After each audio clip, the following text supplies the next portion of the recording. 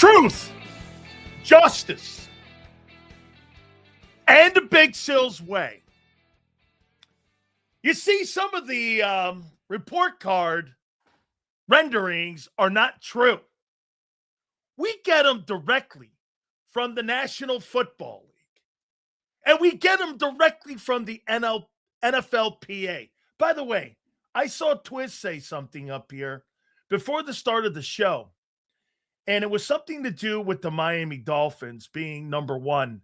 Here, you see this here? Reyes, Miami was number one. Can't put a lot of stock into that BS. Jets owner got a B. Okay?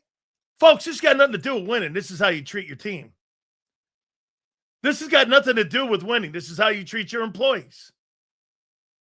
It's got nothing to do with that. This has nothing to do with winning. You know that little suggestion box that you have at work? Okay? You know that little suggestion box that you write little tiny things on a piece of paper and you put it in? That's exactly what this is. By the way, these are the current players on your team. These are the current players on the Philadelphia Eagles that are commenting on the team. There's little excerpts. By the way, I just sent Xander the NFL Players Association version, not the bullshit that the media will put out. This is from the NFLPA. And so we're going to read it. By the way, one more time. This has got nothing to do with winning. This is how you treat people. Once again, you're missing the point. This is how you treat your employees. And for the record, this is not media people. These are the players. The players and their opinions on your team. So wait a minute. Before we get into some of the comments, because we have all the comments about your football team and where you're currently ranked. Okay? Once again, hey, Reyes, this ain't me. These are the Eagle players talking. Whatever you want to fucking do, guy. These are the Philadelphia Eagle players talking about the owner, talking about how they're treated. This is not my opinion. This is Jordan Mailata's opinion. This is Jalen Hurts' opinion. This is A.J. Brown's opinion. This is not mine. Okay? We know. Okay. Well, I don't think you do know. So let's go. And let's go. And the Philadelphia Eagles, NFL Players Association, their ranking is 22nd out of 32 teams in how the organization treats their players. 22nd. And see, get this, bullshit. Well, here, what we'll do is, because most of you won't believe what your own players are saying, we'll do it this way. Okay? We'll do it this way. The NFL Players Association has ranked the Philadelphia Eagles. By the way, your own players did this, not Big Sills. And you're going to think I'm doing this. And of course, you think that I'm lying. Okay? The Philadelphia Eagles are currently ranked 22nd. 22nd. There you have it. So let's go down the list. The Eagles in family treatment are ranked 27th. Here's the comments. The players feel that the team organizes family events a couple times a year, which ranks 18 out of 32. They got a C-. Okay? You think that's a lie? How they treat families. By the way, you may think they stink. These are the players on the Eagles saying this. Who do you think they got the survey from? Philadelphia Eagle players. You're not listening. This is not media. This is not other players from other teams. This is how the Eagle players think of your team. Let's continue. Food and dining area. Players are frustrated that mealtimes overlap in the organization's business staff, leading to crowded and limited seats. They would prefer staggered mealtimes, but they're 7th out of 32 teams, which is fucking fabulous. I can tell you this. I did this with the Buccaneer fans this morning. They couldn't believe how bad the Glazers are as owners. Okay? Hit the like button. Super chats go to the top. By the way, that's important. Nutrition and dietitian. They ranked 18 out of 32. The players feel that their team dietitian is moderately accessible and ranked 25 out of 32. The ranking came in at 28 out of 32 teams. Nutrition and dietitian. That's where they ranked the Eagles. 18 out of 32. They were ranked, what was it? 28th. Locker room. 73% of the players feel they have enough room in their individual lockers and ranked 22 out of 32. The Eagle locker room is ranked in facilities 25 out of 32 teams. Training room. Players feel they have enough cold tub space, 19 out of 32. Their training room is 19th out of 32. Bottom end of the league. This is one of the more important ones. Okay? This is one of the more important ones. Training staff. The players feel that the training staff moderately contributes to the overall success. They're 9th out of 32 teams. I think that's a great grade. Training staff is one of the more important things you could possibly have.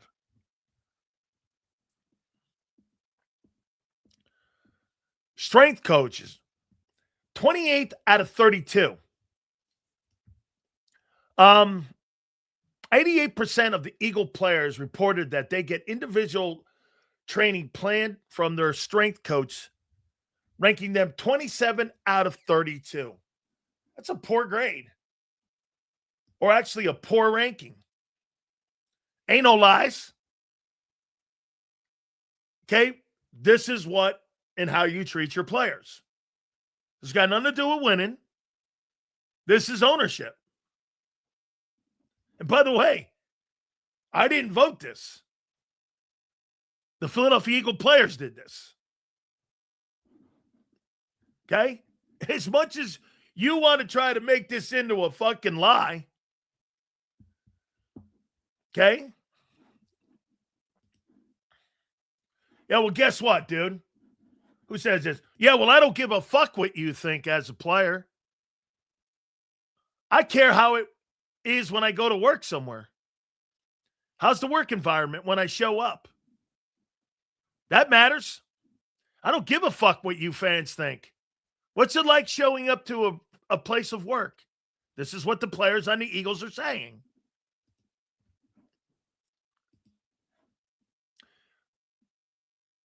Travel, F, 30 out of 32. 43% of the Eagle players believe they have comfortable amount of personal space on team flights, which means this. They don't fly like other teams do. The Bucs have this problem. The players feel that their team's travel schedule is very efficient, a rank of 26 out of 32 teams. The players feel they should get first-class seats on team flights instead of the coaching staff. So wait a minute. Nick Sirianni sits in first class, and Jalen Hurts and the rest of those guys sit and coach? And that's just appropriate for the Philadelphia Eagles, baby. Make sure that executive and Howie and everyone else and those narrow asses of theirs, and you got guys like Jordan Mailata and Jordan Davis on that team, and you guys put them in those narrow-ass M. Reyes seats. Even M. Reyes in his narrow ass can't fit in those plane seats. And you got people like Jordan Mailata on that team and Jordan Davis and little narrow ass Howie Roseman's in a first class seat. It's so Eagle. AJ probably wrote F down the list.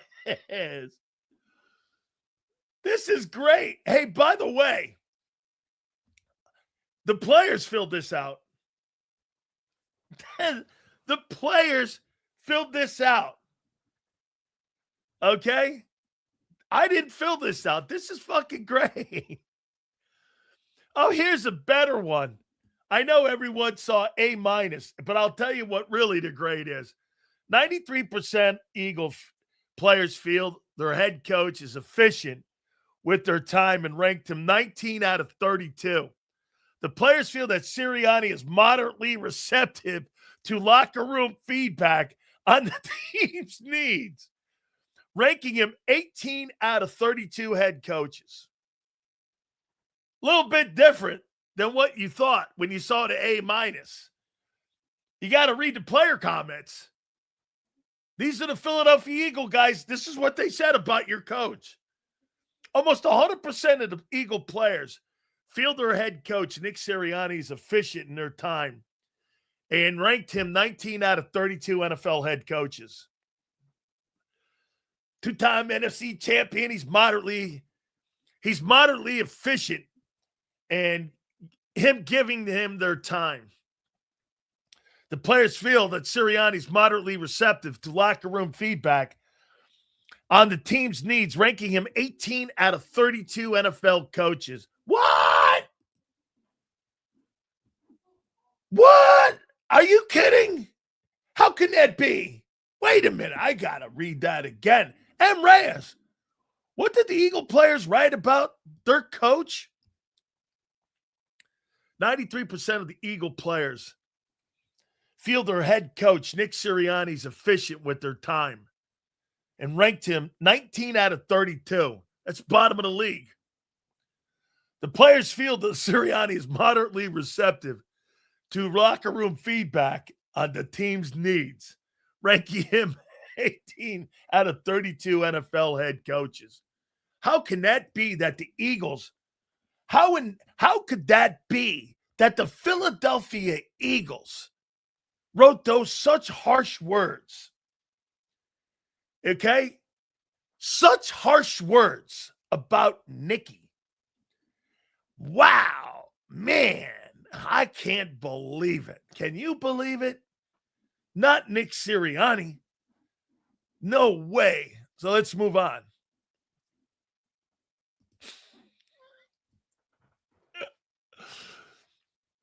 Owner Jeffrey Lurie's average rating for perceived willingness to invest in the facilities is 8.53 out of 10 Eagle players, and they rank him 17 out of 32 owners in the league.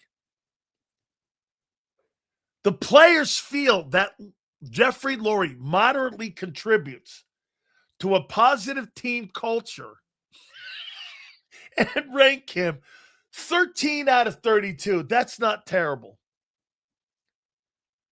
The players feel that Lurie is extremely committed to building a competitive team and rank him 11 out of 32 owners.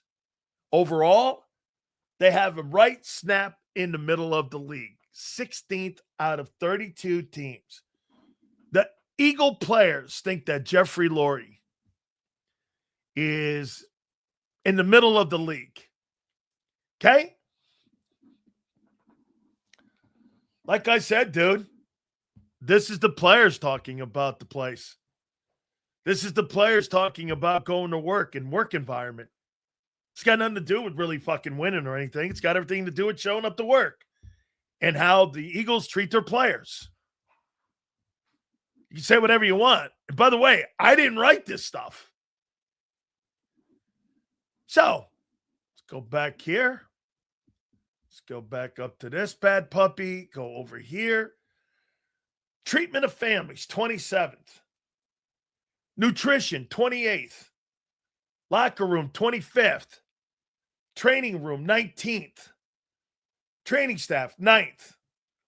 Weight room, 21st. Strength coaches, 28th. Team travel, 30th. Head coach, 18th. And ownership, 16th. And the Eagles come in at a 22nd out of 32 teams overall ranking. Did they have a final synopsis on it? Here it is right here. The Eagles finished the year ranked 22nd. There are many seemingly low-cost improvements the team could make that would quickly improve the player's experience.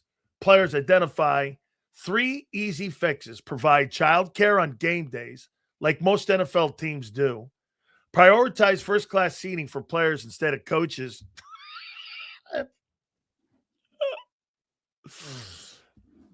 Jeffrey Lurie, the snot-nosed kid, the GM, the OC, and all these guys get first-class seats, and you give Jordan Mailata coach.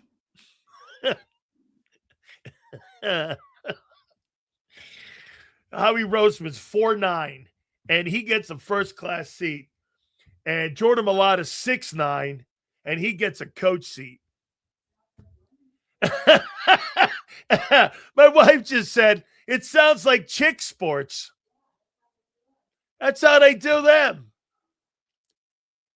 Little 5'9" Howie gets a first-class seat, and Jordan Mailata, who's 6'8", sits in a coach seat, and he flies to Seattle? Are you crazy? I don't think you understand the enormity of these men and how big these fuckers are. I don't think you're getting it. Currently, players wait in long lines and are unable to find places to sit and eat because the business staff takes most of the Wait a minute.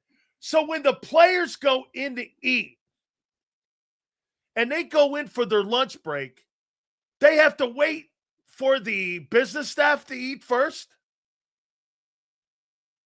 So let me get this right. Hey, when everyone says that the Philadelphia Eagles give a shit more about their front office than they do about their players, the players are telling, hey, by the way, I didn't write this. The Philadelphia Eagle players wrote this. I mean, they wrote this. Let me finish it. Despite the concerns, players remain optimistic that things will improve. When asked what the team currently does best, players shared that the team leadership and is trying to listen to the feedback and prioritize the improvements. There you go. Sounds like a fun place to work. Holy cow. The Eagles finished that year 22nd. There are many seemingly low-cost improvements that the team can make that would quickly improve the player experience. Players identify 3 easy fixes. Provide childcare. Hey, you want to hear how shitty some people are? The Tampa Bay Buccaneers, until this previous year, used to charge the players $90 a kid on game day. So if your wife wanted to come to the game and they had a child care section, which this was the first year, the Bucks would charge $90 a kid. Shit, Stephon Diggs would just write his paycheck to the New England Patriots if he had to do shit like that. Hey, child care is a thing, dude. They're people too, dickhead. You bring your wife's got kids at home. She's the main person in the relationship anyway. She takes care of all the bullshit that you think is incidental. Like when my old lady goes away, trust me, matches, fire, everything. I have to know where the fire extinguisher is. I have to know where everything. I'm not allowed around the stove. You kidding me? My animals and me, when she goes away, if it's more than 3 days, we barely are on life support by the 4th day.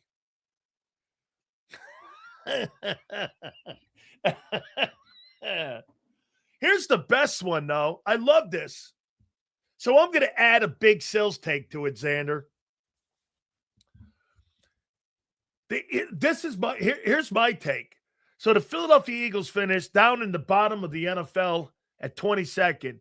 There are many seemingly low-cost improvements that the team could make to simply improve the player's experience. Players identify these fixes. Childcare on game day. Like in parentheses, most teams do. Prioritize first-class seating so the players instead of the coaches and the front office who get the priority first-class seats over the players. And here's another cutie.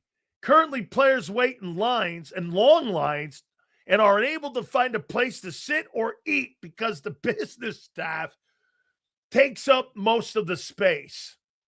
So the people from the front office come down, and when it's lunchtime, fuck the players. Fuck the players. Hey, this is about us. You're glad to be here. Woo, baby. Come on there, Reyes. What's up? That's your football team. I heard when the front office person told Bellotta to wait to eat, he put him in the dumpster. Oh, my God. I feel so sorry for these poor millionaires. I will really lose some sleep over this. Spoiled and entitled. No, okay. I'm just telling you what your own players think about working in Philly. Okay? Well, here, I want to be fair here. So I'll give you what I said this morning about the Buccaneers. Uh-oh. Uh-oh. Uh-oh.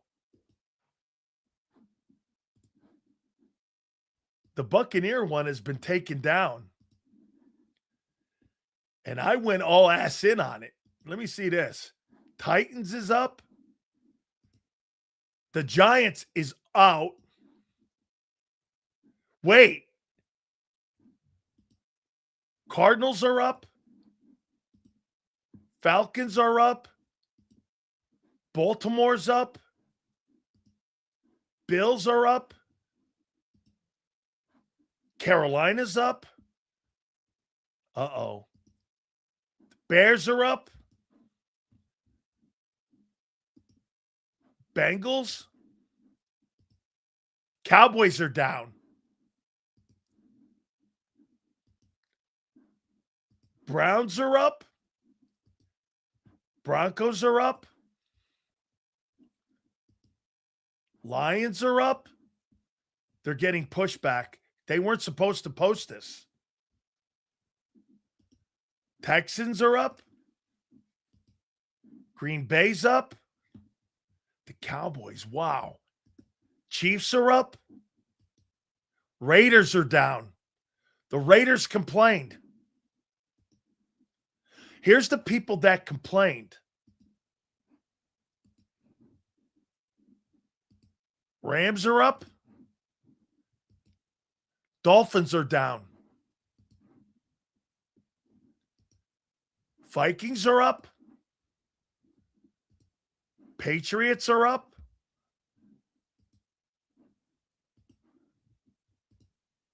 They just took the Philadelphia Eagles one down. They just took the Eagles down. I'm so happy Xander saved it. The report card for the Philadelphia Eagles has just been taken down. Steelers are up. Seahawks are up. The Bucks have been taken down. Titans are up. The Commanders are up.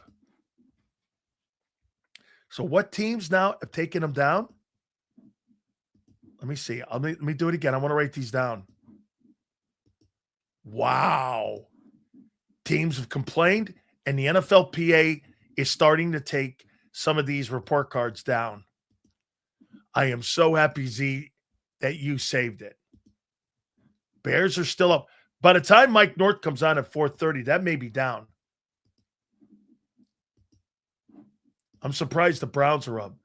The Dallas Cowboys, they just put the Cowboys back up. I wonder if they modified it. Let me go down here to Tampa. They just put the Bucks back up.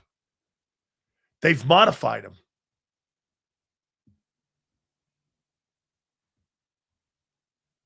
Some of these grades have been changed.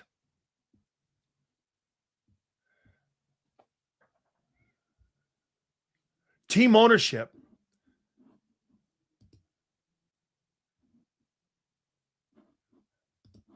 They're getting pushback on this. Those things might be down in a bit. Okay. Yeah, they just went, but they've changed them. Reyes, they've changed them from this morning. I fucking read it this. I'm done with you, man. Seriously. Sills, wouldn't you think this has a lot to do with locker room improvements? I would also think that it's got to do with how they're treated at work. Okay? This has got more to do with them being treated at work. So here, I want to give you the Buck thing here. Listen to this here. So just to put it in context with the Eagles. Treatment of families. 25th out of 32. The Buccaneers provide daycare during home games and stop charging $90 per child this year. They are one of 10 teams that do not offer family room for home games. The Eagles are the other one. The players feel the team organizes team events several times per year, which ranks 14 out of 32. How about this? Tampa Bay Buccaneers. The players rate the dining room 7 out of 10, which is 25th out of 32. Locker room. Players have several complaints. Get this. Here's something to think about with the Bucks. The Glazers in 1994 bought the team for $192 million, and the team right now is currently valued at $6.6 billion. And you want to hear this? Players have several complaints about cleanliness, including poor ventilation and persisting bad smells. 44% identify ongoing plumbing issues in the locker room. So you're telling me you have a $6.6 billion business and you can't keep your shitters clean? I mean, how about a clean toilet? Go to work, you can't even have a fucking clean toilet, and it smells like shit in the locker room? I mean, the team makes $500 million a year, and you got overflowing toilets? I mean, would anybody want to go to work with overflowing toilets? I mean, how about just having a clean shitter? I mean, right? That's what they say about ownership. Glazer's family average rating for perceived willingness to invest in facilities is 6 out of 10. Players rank them 27th out of 32 owners. They rank them as the 5th worst owners in football. The players feel that the Glazers are somewhat committed to building a competitive team. Let me go back and read what the players said about Jeffrey Lurie.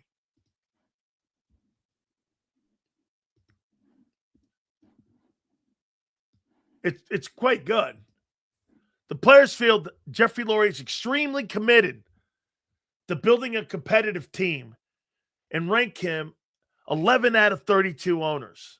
Again, there's all kind of variations. The players feel that Jeffrey moderately contributes to a positive team culture. They ranked him 13 out of 22 for an overall grade. They got Jeffrey Lurie in the middle of the room. I would say that 16 out of 32 teams. If I were to rank the teams. Now, look, here's the thing that people are saying. Twist said this prior to me coming on. Okay? By the way, hit the like button. We appreciate y'all here. Okay? The Dolphins retained their crown as the top-ranked team in 2025's report card. Owner Stephen Ross is once again the highest-graded owner, and the team is ranked number 1 in 7 of the 11 evaluated categories. The quality of facilities is matched by the quality of the people in the building, making an extremely positive player experience. The team is also renovating their game day locker room at Hard Rock. The stadium locker room is not an area evaluated in these surveys, but this is another example of just how committed the team is to providing an elite player experience. While facilities and staff contribute to the high positive player experience, there's still room for improvement. Players would like to have better home game hotels and more sideline passes for family members. Okay, so the problem with the Miami Dolphins is that Stephen Ross is just a buffoon at football. He's actually a pretty cool dude to go to work for. Again, this has nothing to do with winning. It's got everything how to do how you handle your employees. Okay?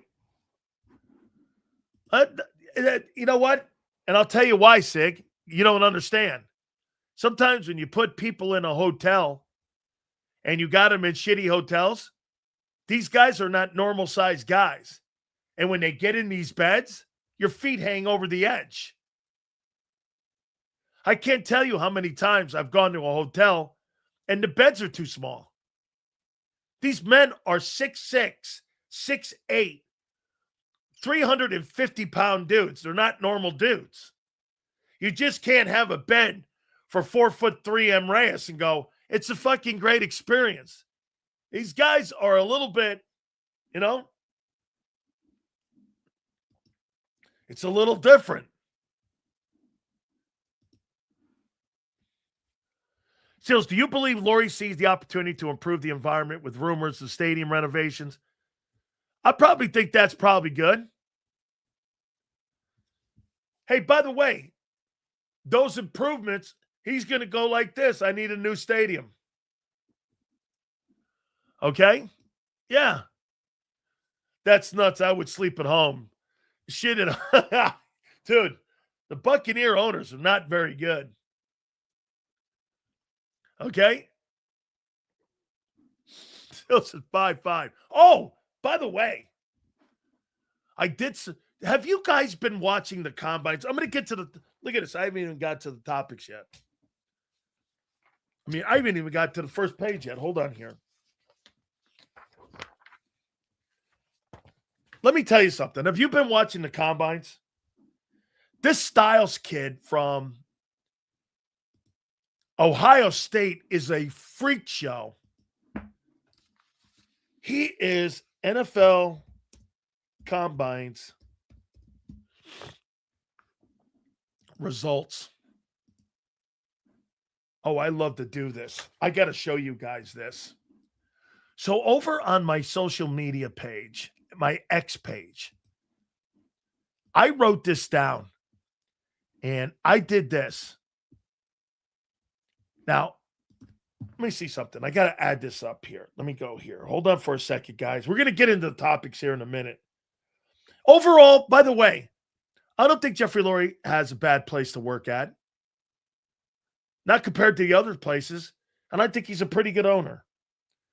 No shade. The stuff with the traveling, though, you got to knock that shit off. Give it to the players. Okay. 38 years. Hey, Sue, you in here? So just one thing that I remember being in Dallas, Jerry Jones, we traveled in first class. Every guy had like a first class seat. I mean, these seats were gargantuan. And these big jumbo jets he would get. I mean, we traveled everywhere in first class. The hotels were insane. The facilities were stupid insane. Okay? And it was just like wild. When you went to Dallas, it was crazy good. I brought my girlfriend, my wife now, into the Valley Ranch facility. She couldn't believe it. It was completely state of the art. Okay? So I like doing this little exercise. 38 years ago, I did my pro day. And I was watching the guys. Britton Covey sleeps in a pack and play when he's in at the hotels. And so get this. I put my measurables. And did I do this? I did. Okay. So let me see here. Did I send that? I got to send this. Hold on here. So I sent my measurables that I had on my pro day. I thought I jumped 28. It says I jumped 28. Okay, so let me send it now. Okay. Has my 40-yard dash, has my my vertical jump. And so this is what I wrote down. So 38 years ago,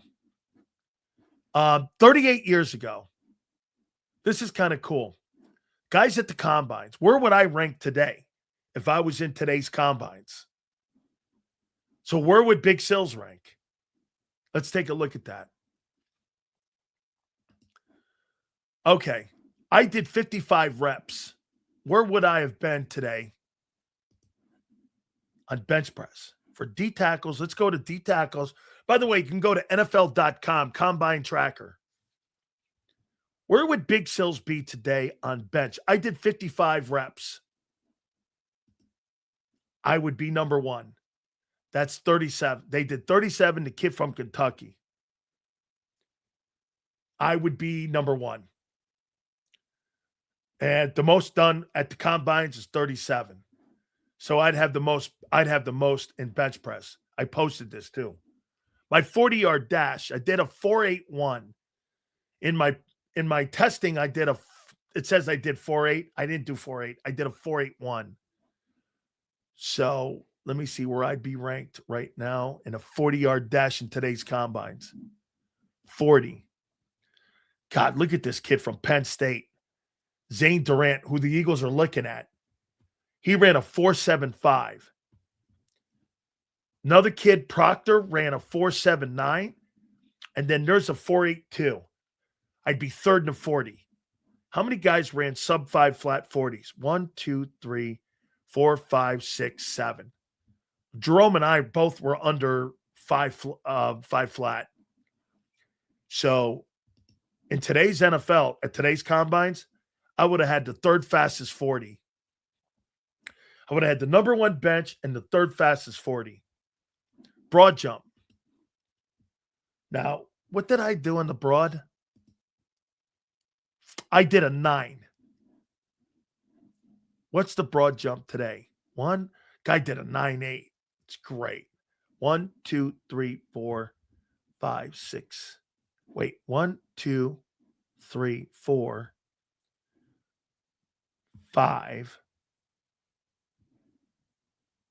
6. I would have been 7th, not 10th. I would have been 7th in the broad jump. Would have been 1 in the bench, 3rd in the 40, 7th in the broad jump. Let's see. Vertical. Okay, vertical. Look at these verticals. This is where you see better athletes today. These guys are better athletes today. I'll get to that super in a sec here. These guys are just way better athletes. 36.50. Wow. That's 1, 2, 3, 4, 5, 6, 7, 8, 9. I'd have been 10th in the vertical jump. So I'd have been 10th in vertical. And I would have been 7th in the broad jump, 1st in the bench, 3rd in the 40. Shit, I'm a first rounder, bro. I'd have been a first round pick based on the combines. And then you put your tape there. Dan, I've seen you on Sports Grid. I love the channel. There's no BS and screaming back and forth like ESPN and others. It's straight to the point, what people want to hear. Thank you so much, my friend. Yeah, we do that show on Saturday and Sunday. Really awesome. Okay? Big Shield, you used to be very muscular. I've seen this Facebook account. Yeah, but hey, listen, now I can't jump over a stack of quarters. My superpowers are all gone. My kid can kick my ass. No. Midlight, no. Like I said, I'm gauging on how far the athletes have come from where we are today from where I was. That's what I'm doing. I'm not telling you these guys aren't better athletes today. They are. They train better. Okay? Well, Jerome wasn't jumping and bench pressing and doing all that shit. He missed 4 games that year. Get this, dude. Jerome missed 4 games that year. Where was he in them games? He played half the Oklahoma game. Okay? Yeah, that's what you did. No. I'll show you something else, though. And then we're going to get to the topics. This is insane. Let me go to linebacker. Listen to this. Sonny Styles, 40. 4.46. 4.46. Vertical, 43.50. This guy could touch the top of the backboard. I don't think they've benched yet. Oh, they did. Hey, by the way, the Eagles are looking at Joshua Trotter, and yeah, that's Jeremiah Trotter's son. That linebacker, they've interviewed him. Let's see what he did in his vertical. 43.50. Ran a 4.46. And isn't the kid like 6'5"? He's 6'4". Good God. Dude, that kid might go number 1 in the draft. I saw him running his drills, and then when you put his game tape on, I think the wide receivers are going now. Let me see here. Wide receivers. Yeah, they haven't gone. Running backs and receivers go tomorrow. Tight ends, they go tomorrow. Defensive ends. That kid, Reese, he ran a 4.46. He's going to go 3rd in the draft. Did Messidor run?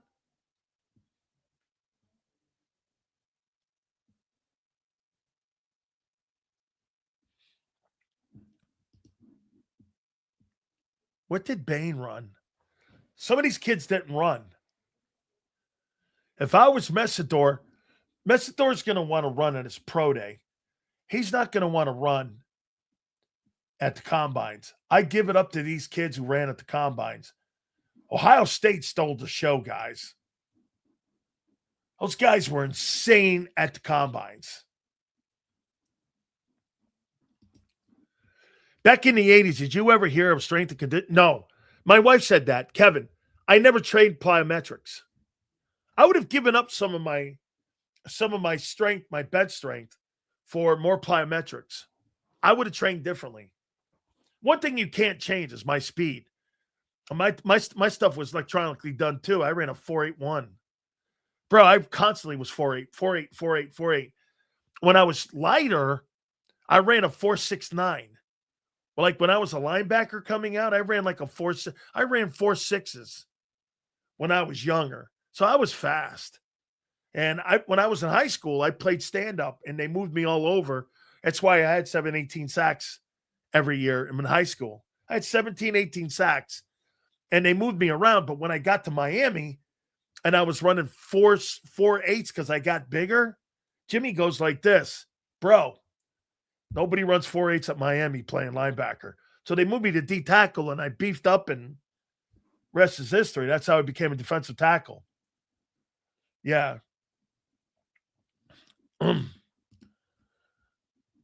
You mean like every guy in the 1980s did?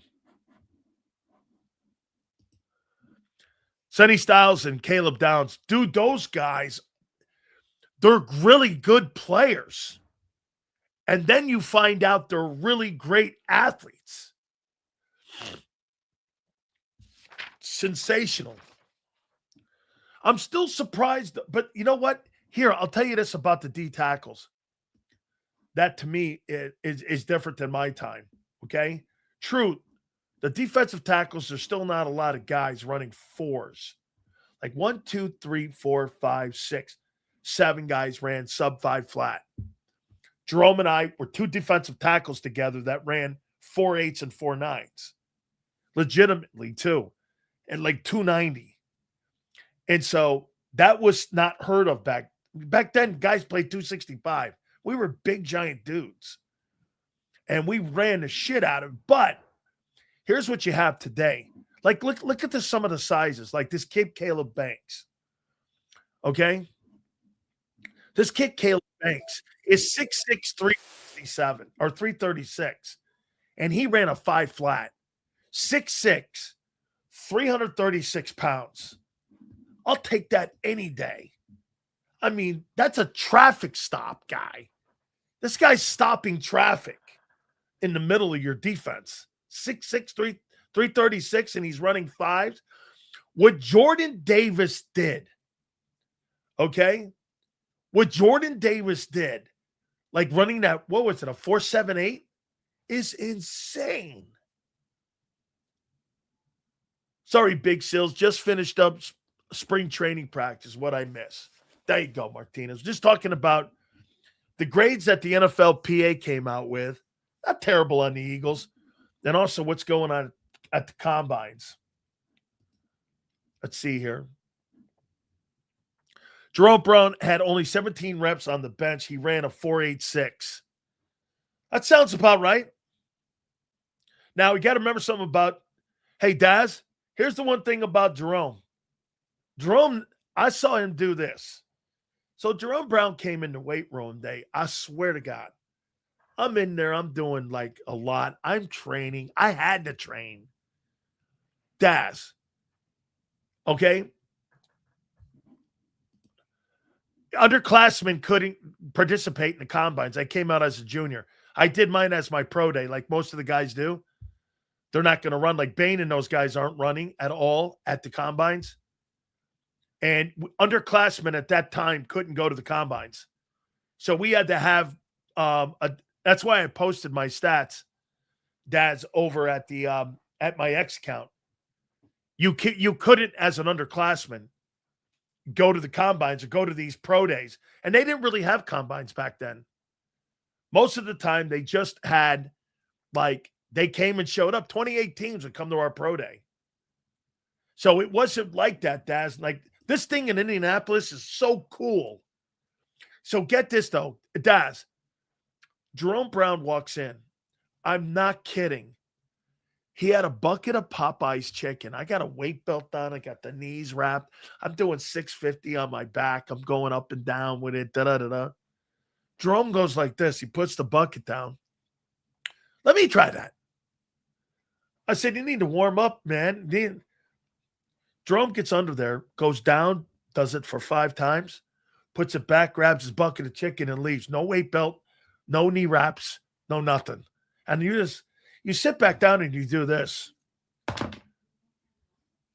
You just go, I got to work that hard. I got to work that hard just to be near that guy. That's how much of a freak show he was. I mean, it wasn't weight room strength. It was country strength. Dude, get this. Hey, Daz. This is true. Hold on here. Somebody just said that. So his dad, Willie, like in a recruiting trip, the Miami guys went up and recruited him. And Willie's sitting there and a recruiter talking. I forget who recruited him. Might have been Harold Allen. And the story goes like this. Harold Allen told the story. Willie goes like this. And the car fell off a jack. Jerome, come over here, Junior. Put that car back on the jack. Jerome lifted the back of the car up, put it on the car jack so the father could take the tire off. Jerome lifted the car off the ground, put it on the car jack. And it's a true story. And Harold Allen goes, yeah, well, I got a scholarship for your kid here if he wants to come. This guy lifted the car off the ground and put it on the car jack. This is stupid, crazy, great, man. It's country strong, man. Big old ass. Like, yeah. Hey, Junior, come here. Harold Allen told me the story. He goes, he couldn't believe it. He goes, it was a pretty decent sized car. Put that car on the jack. I don't know if the father did this on purpose. Jerome gets under there, lifts the car up, puts it on the jack. Dad goes, what were you saying? Harold Allen goes, I got a scholarship for your son. We'd love to have him come play at the University of And I asked Jerome that story, man. Okay? That was crazy. Jerome and Reggie owned everyone on that Dallas line. Hey, dude, I told you the story at Oklahoma. I'm sitting in the locker after the game like this. Everyone's cheering because we killed them. I'm going like this. I played so good. And I've got headlines about me in that game. And I'm sitting here like this. And Jerome goes, what's wrong? I go, no matter what I do, I'll never be that good. He started laughing. No one's ever going to do in front of me again. 22 tackles, 3 sacks, fumble recovery, interception, block punt, block field goal, and broke Aikman's leg. I'll never see that in a game ever again. It was something from Mars. I'm sitting there, I'm going, I'll never do that. I'll never do that. In my entire life, I'll never do that. And I had great games, but I'll never touch something. I had a game against the Cincinnati Bearcats. I had 17 tackles, and I had 2 sacks and whatever. Nothing like that, though. Nothing like that. Nothing like that. Just, he was an incredible. And Jerome Jerome back in the day was a legitimate 320 pounds, and he ran 4.86s. Legitimate 4.86s. He's a big dude. He's about 25 more pounds than me. And see, you got to remember though, too, we were something new. Nobody ever seen 300-pound type guys playing D tackle. Everyone was 265 back then, 270. We were like 300-pound guys that ran 4.8s. And that's why they never could run the ball. I think one year we gave up 1.4 yards per rush and running a ball on us. That was never going to happen. But the guys today are bigger and taller. And there's more of these dudes, which is why, again, which is different. I got to tell you a story on what's going on at the combines. Before I get to AJ, I got to tell you this story at the combines. By the way, Big Z's going to join us. That'll be at 3:30. And we'll have Mike North on with us. Do you know what Todd Bowles is telling people? This goes to the Eagles. Todd Bowles is telling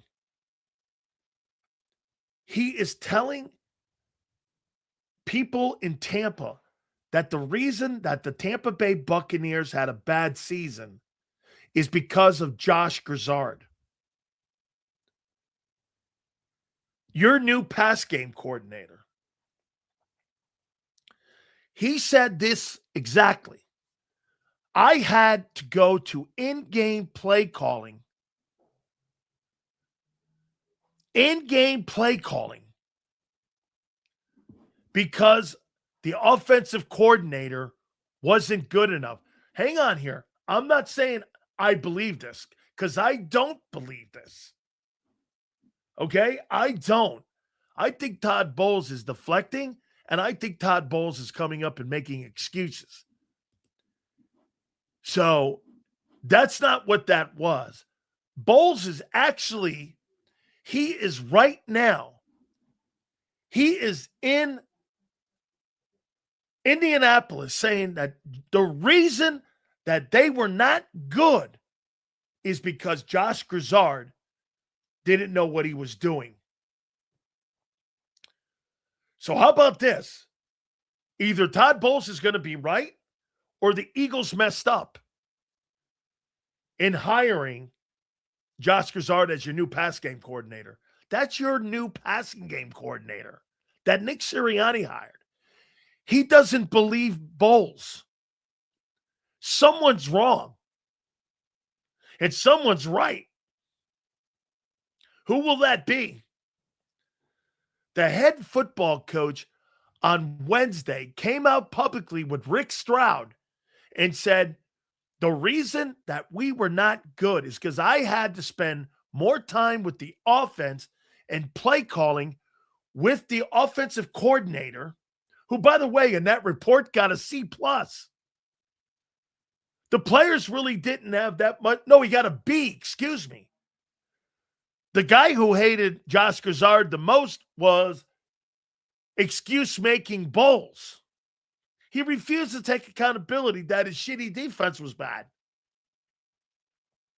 And he blamed your new pass game coordinator. Now, hey, he may be right. We're going to find out. But if you're Nick Sirianni, why in God's name do you take you're taking not only a swing with Sean Mannion, you're taking a swing with Josh Grizzard. The Bucs fired him because they thought he was incompetent as a coordinator. That's your new pass game guy. And on top of that, you hired a guy who's never really been in charge of any kind of offense. I happen to believe this a little bit. Not the point, dickhead.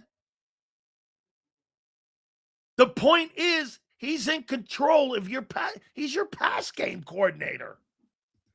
By the way, that guy has more experience than the guy you hired as OC.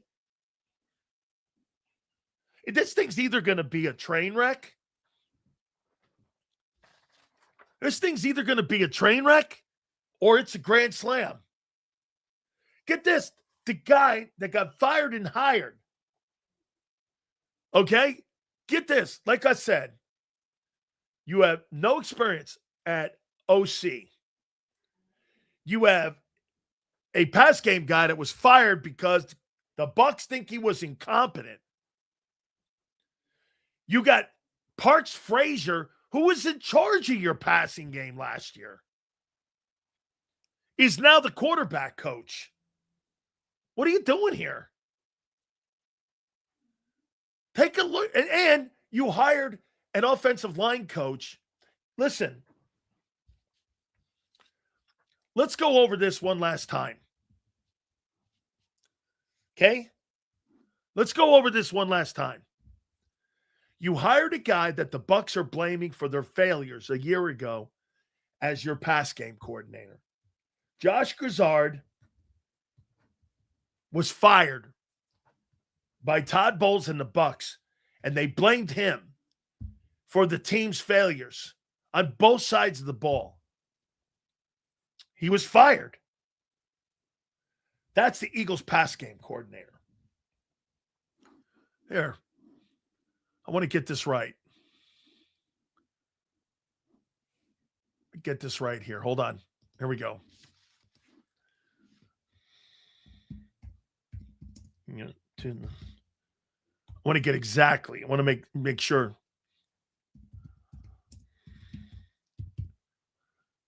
Okay.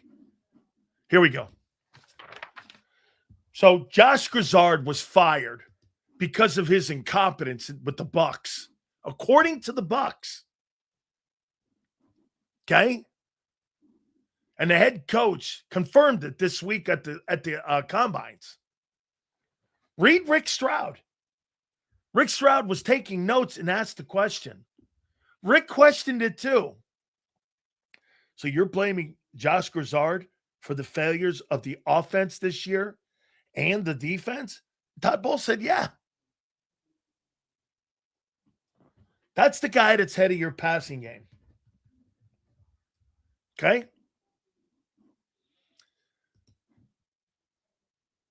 Your run game guy has never done anything.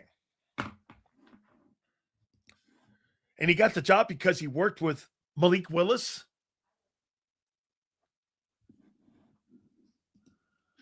Oh my God, are they still talking about this? Get over it, Dakota. I'm telling you what they're saying at the combines. Bro, if you can't follow along, I know it's way over your head. You need to find another show. Because this is stuff that's being said today.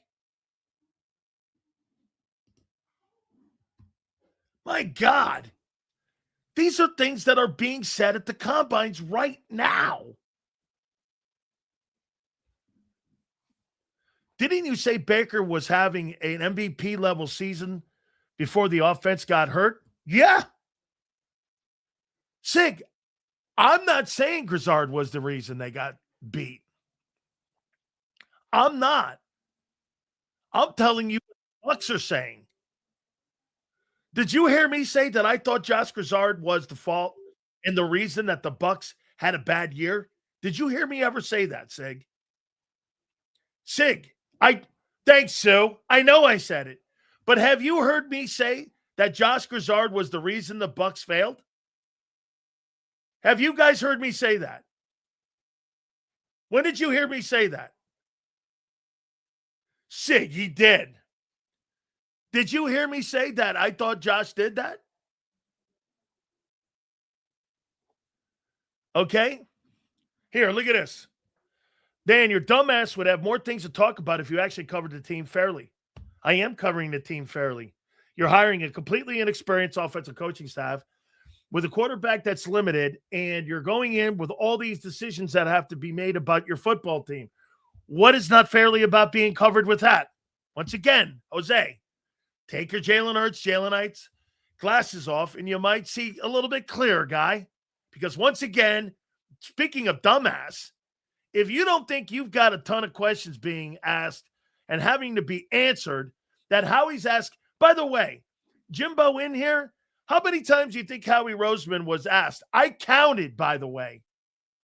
How many times do you think he was asked this week about trading of A.J. Brown? I got the number right here. Anybody got an idea? 34 different places asked him the first question about A.J. Brown. Dumbass. 34 different places asked him the same fucking question. Every single, that's pretty good, M. Reyes. That's pretty good, dude. Holy shit, that's right on the screws almost. 34 times. The first question on all the interviews, whether it was Florio, whether it was CBS, A.J. Brown. Bet you got tired of hearing that too. Or no? Right?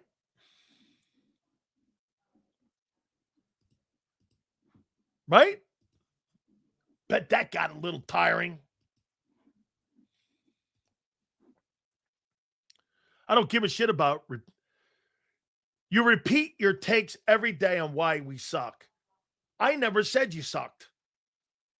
As a matter of fact, you've never in 5 years ever heard me say the Philadelphia Eagles suck. Lie, fake news, bullshit comment. Never said it. I have never said the Philadelphia Eagles suck. That's bullshit. Show me where I said that. And again, fake lies. Same points? Because the same points are being brought up. Dude, go sit in the corner. Let the big boys cover your team. You need to go with that guy, Conolingus, who's over on 97.5, who covers the team, so you could sit around and wipe each other's chins off with your bibs and covering your team. Bill Conolingus and over at 97.5, those guys wipe their chins off with bibs about covering the team. That's more for you. You need to go there, my friend, because that's better for you.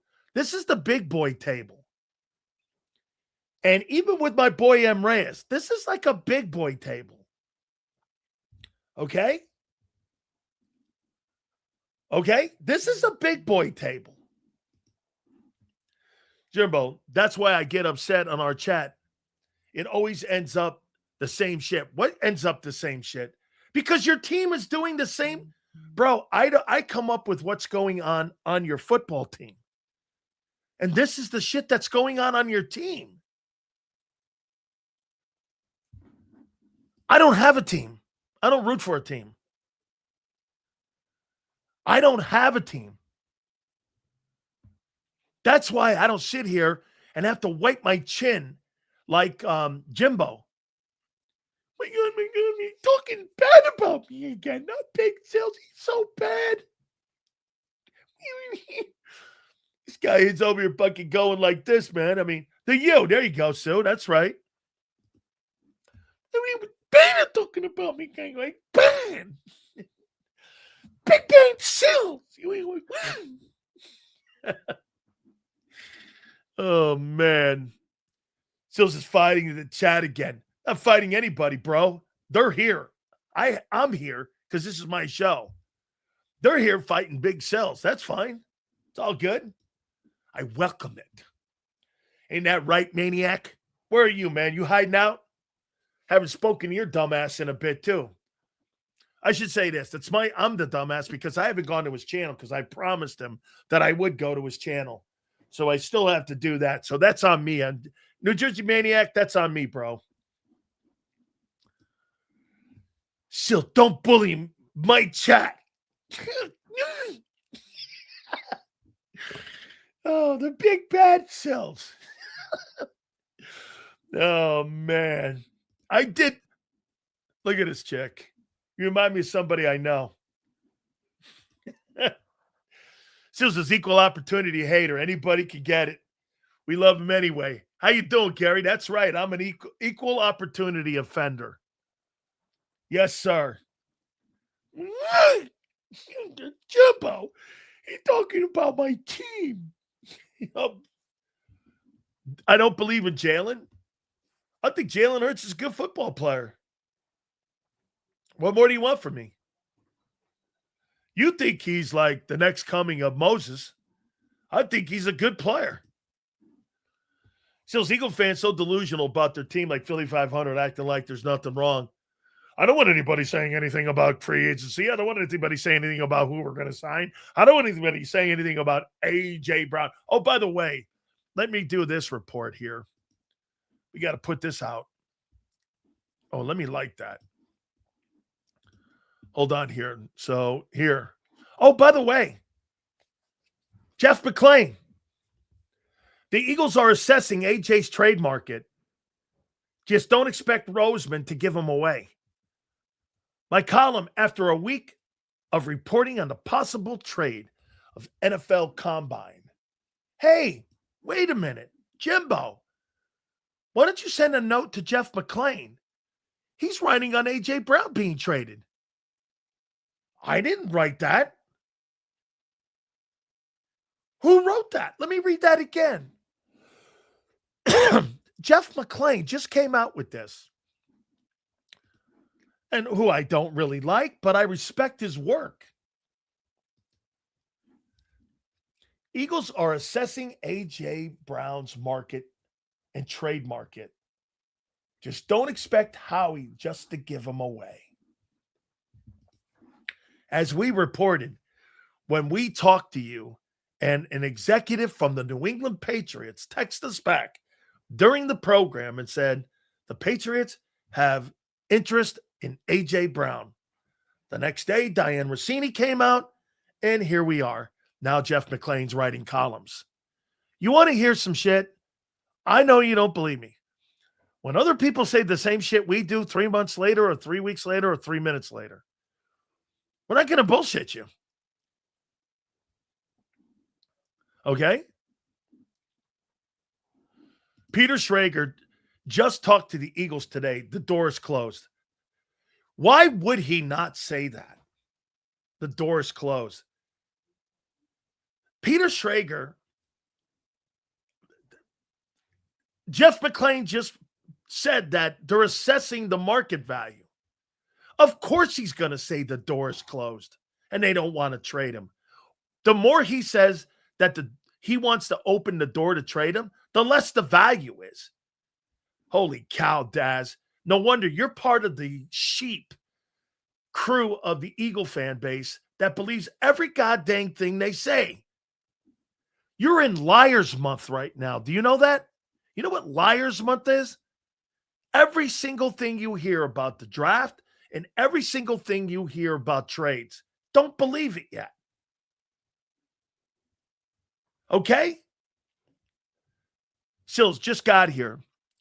See, everything is all wound up again. Did you do the Blesto reports yet? After Saturday, Bob, I'm getting the report, okay? When the quarterbacks, receivers, and running backs throw. Okay? Wrong. I have common sense. No, you don't. There's nothing common about your sense.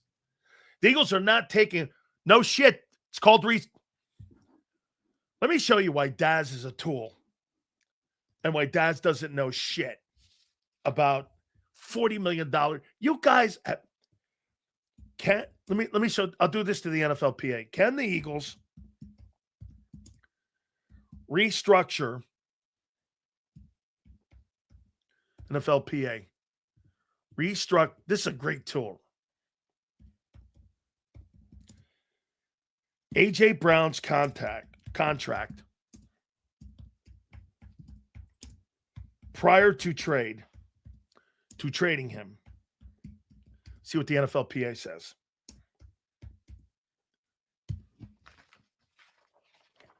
Okay.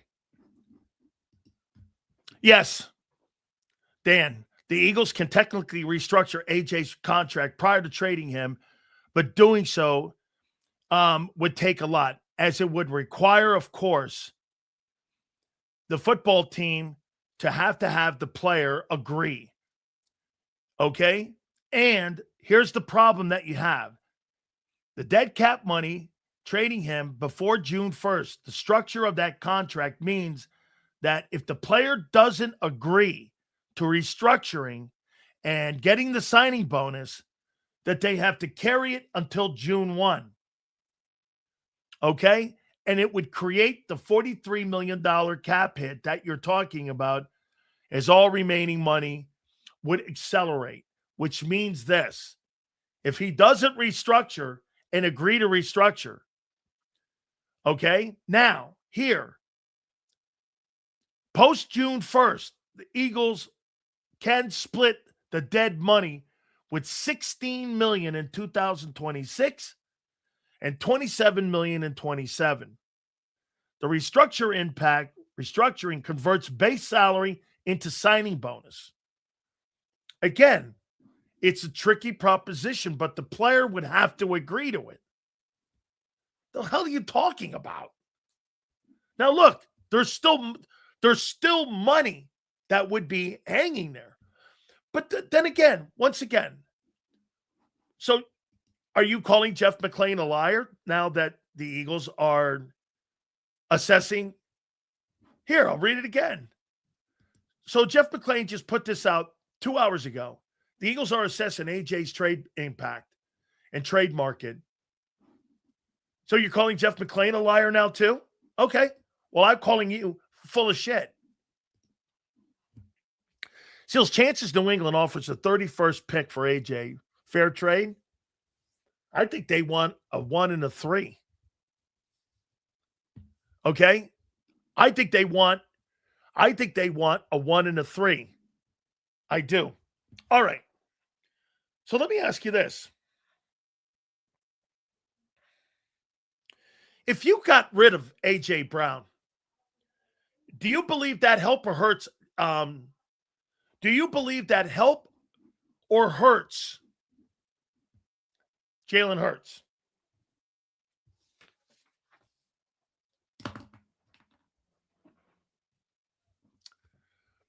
Does that help or hurts? Depends on what?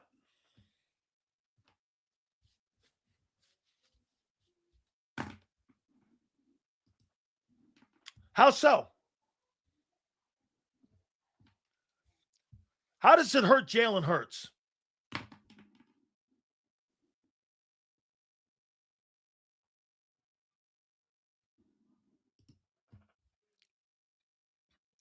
Don't tell people that, dude. You pop the void years. Rasputin. Let them sit there in their own bullshit. Nice job, Rasputin. Nice job, Rasputin. Okay? How stupid I am? Why? They're debating it.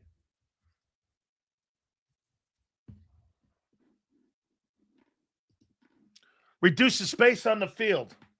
It's a great take. Well, wait a minute. It hurts West Coast offense? Get rid of your best player makes no sense. Okay, let's go down that line. What happened after Patrick Mahomes lost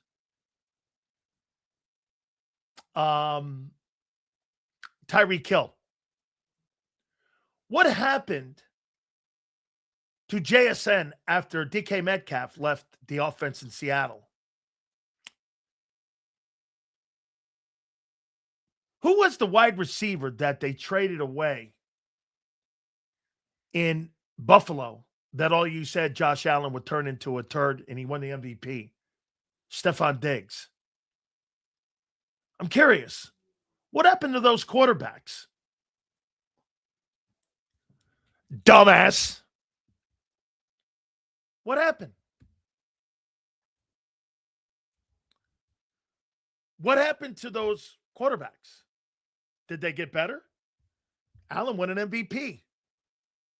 Seattle won a Super Bowl. JSN turned out to be the best receiver in the league. Mahomes won 2 Super Bowls in a row. Why can't Hurts do that?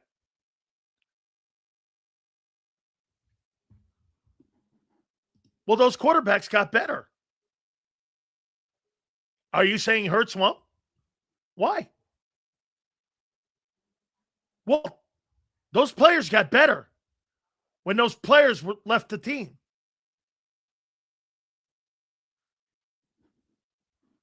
They got better. Oh, so better coaching. So all those quarterbacks are winning Super Bowls after Super Bowl after those players got better, dickhead. One guy won an MVP.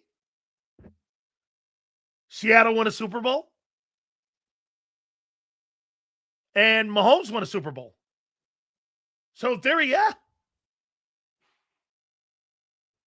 All those teams went on to win Super Bowls except the Bills. The Chiefs won 2 Super Bowls after Hill. Seattle won a Super Bowl after Metcalf. And the only guy, and Allen won an MVP. Those quarterbacks got better. Yes. And they did win Super Bowls.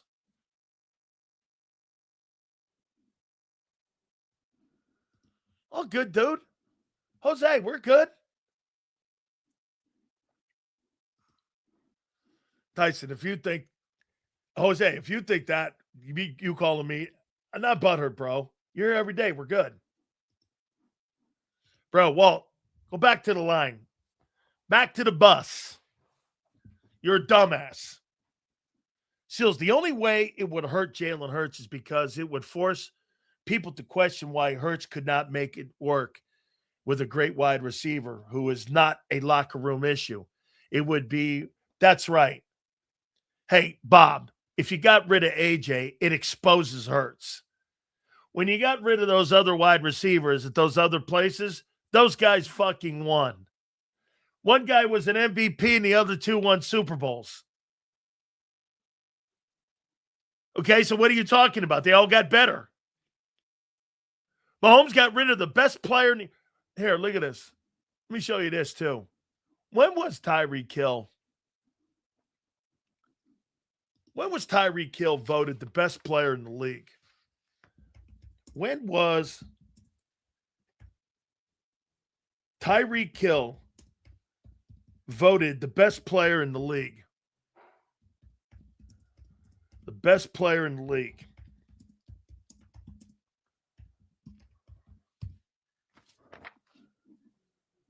(2024). So 2024, he was voted the best player in the league. What players in the draft give you red flags, rather it's tape or on the field issues? Kyle, I do all my draft, and I will do my first mock draft on Monday after the combines. Remember, I do 3. 1 after the combines, 1 after free agency, and 1 the week of the draft. Okay? Okay, here we go. Let's see. So Super Bowls, according to Walt.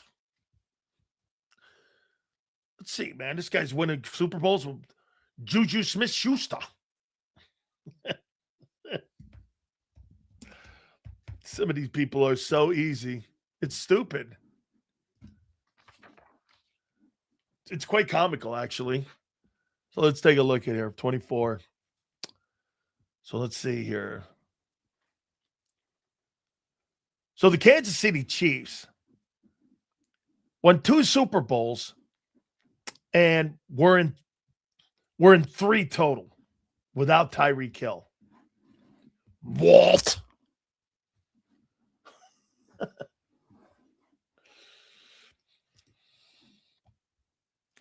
Seals, but Darnold and Mahomes are much better passers than Hurts. Getting rid of AJ and Goddard to go with a West Coast offense seems backwards.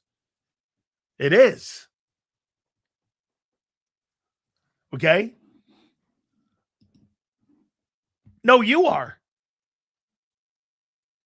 Not me ever. You are. The Eagle fan base does. I don't ever compare him. He's like the 15th or 20th best quarterback in the pocket in the league. You're the ones that compare him. I don't compare him. No, I don't compare him. You do. Don't you? Every time I hear he outplayed Mahomes in 2 of those Super Bowls, I hear that from you guys. I don't say that shit. You're the ones that say and compare him to Mahomes. I don't. You're the ones that do that bullshit. Am I comparing him to Mahomes? Absolutely not. You are. I mean, you've never heard me say that. So let me ask you this. So Jalen Hurts needs A.J. Brown on the team. How about this? If A.J. Brown's not on the team, you think Hurts still wins? Hey, Bob. Here we go. What were Hurts' numbers in 21? Sills, I don't know. 3,200 yards, something like that. I think Prince 3,200. Well, you're finished for the day, guy. We need a running back more than AJ. Hey, wait a minute. So you're saying that Barkley shot?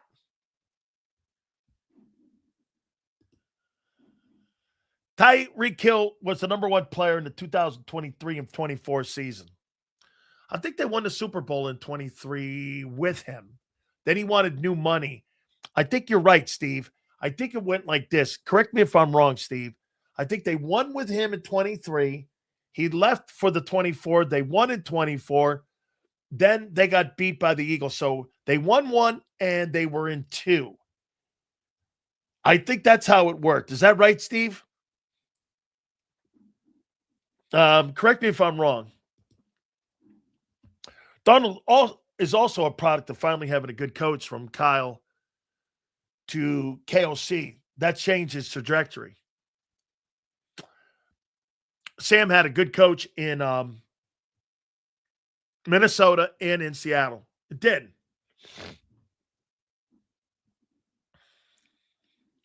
I don't know if I'm always right. One thing for sure, though, Steve, I have an opinion. Always.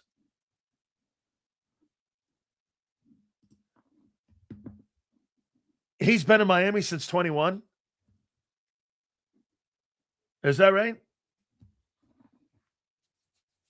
Tyreek Hill's been in Miami since 21. Well, then they won 2 Super Bowls without him. Thank you, Jason. Is that right? He's been in Miami since 21, Jason? Well, then it was 3 Super Bowls they went without him. So wait a minute here. So wait. Does Jalen need A.J. Brown to succeed? Thanks, Jace. So then it was 3 Super Bowls they went to and won 2. Got it. They got rid of the best player in football, and Mahomes got better. Is that right, Jace? They got rid of Stephon Diggs. Everybody in here, including M. Reyes, said that Josh Allen would go the other way. He won an MVP award.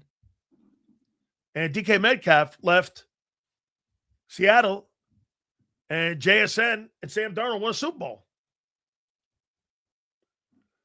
People are saying it's play calling.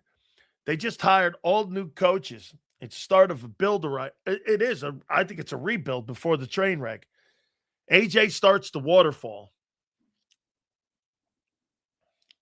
Thanks, Jace. Jalen Hurts is 46-13 in games with A.J. Brown. 14-19 without Brown in his career. Well, then, according to Jeff McClain, why are they shopping the interest?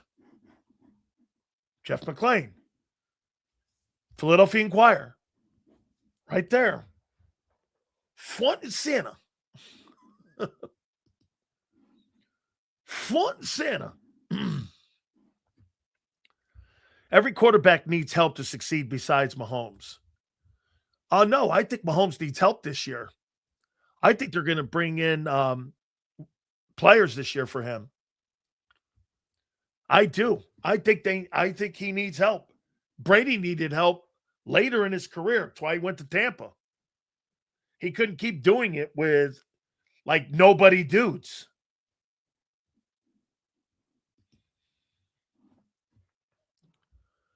Just in case an idiot offers a 1 and a 2, can completely shut it down. SS, I think it's a 1 and a 3, and it's New England.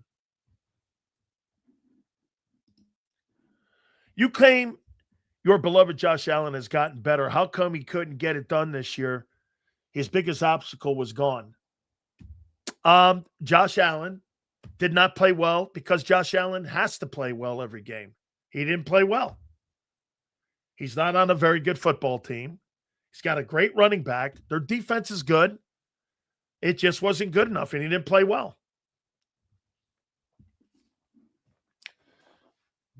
If Jalen Hurts doesn't play well, they still win. Oh, Dan doesn't realize how big he could. Dan doesn't realize how big he could on YouTube if he covered the Eagles objectively. It's so easy to make money off the Eagle content on YouTube, and even more if you cover them fair. I cover them the way I see and the way I've been covering teams my entire life without having to take knees for people, and I don't have. And you're right. There's no question, Jose. I could be sitting there making the same money that Colin Cowherd makes, but I don't, because you know why? I don't cover sports the same way. You know what that means?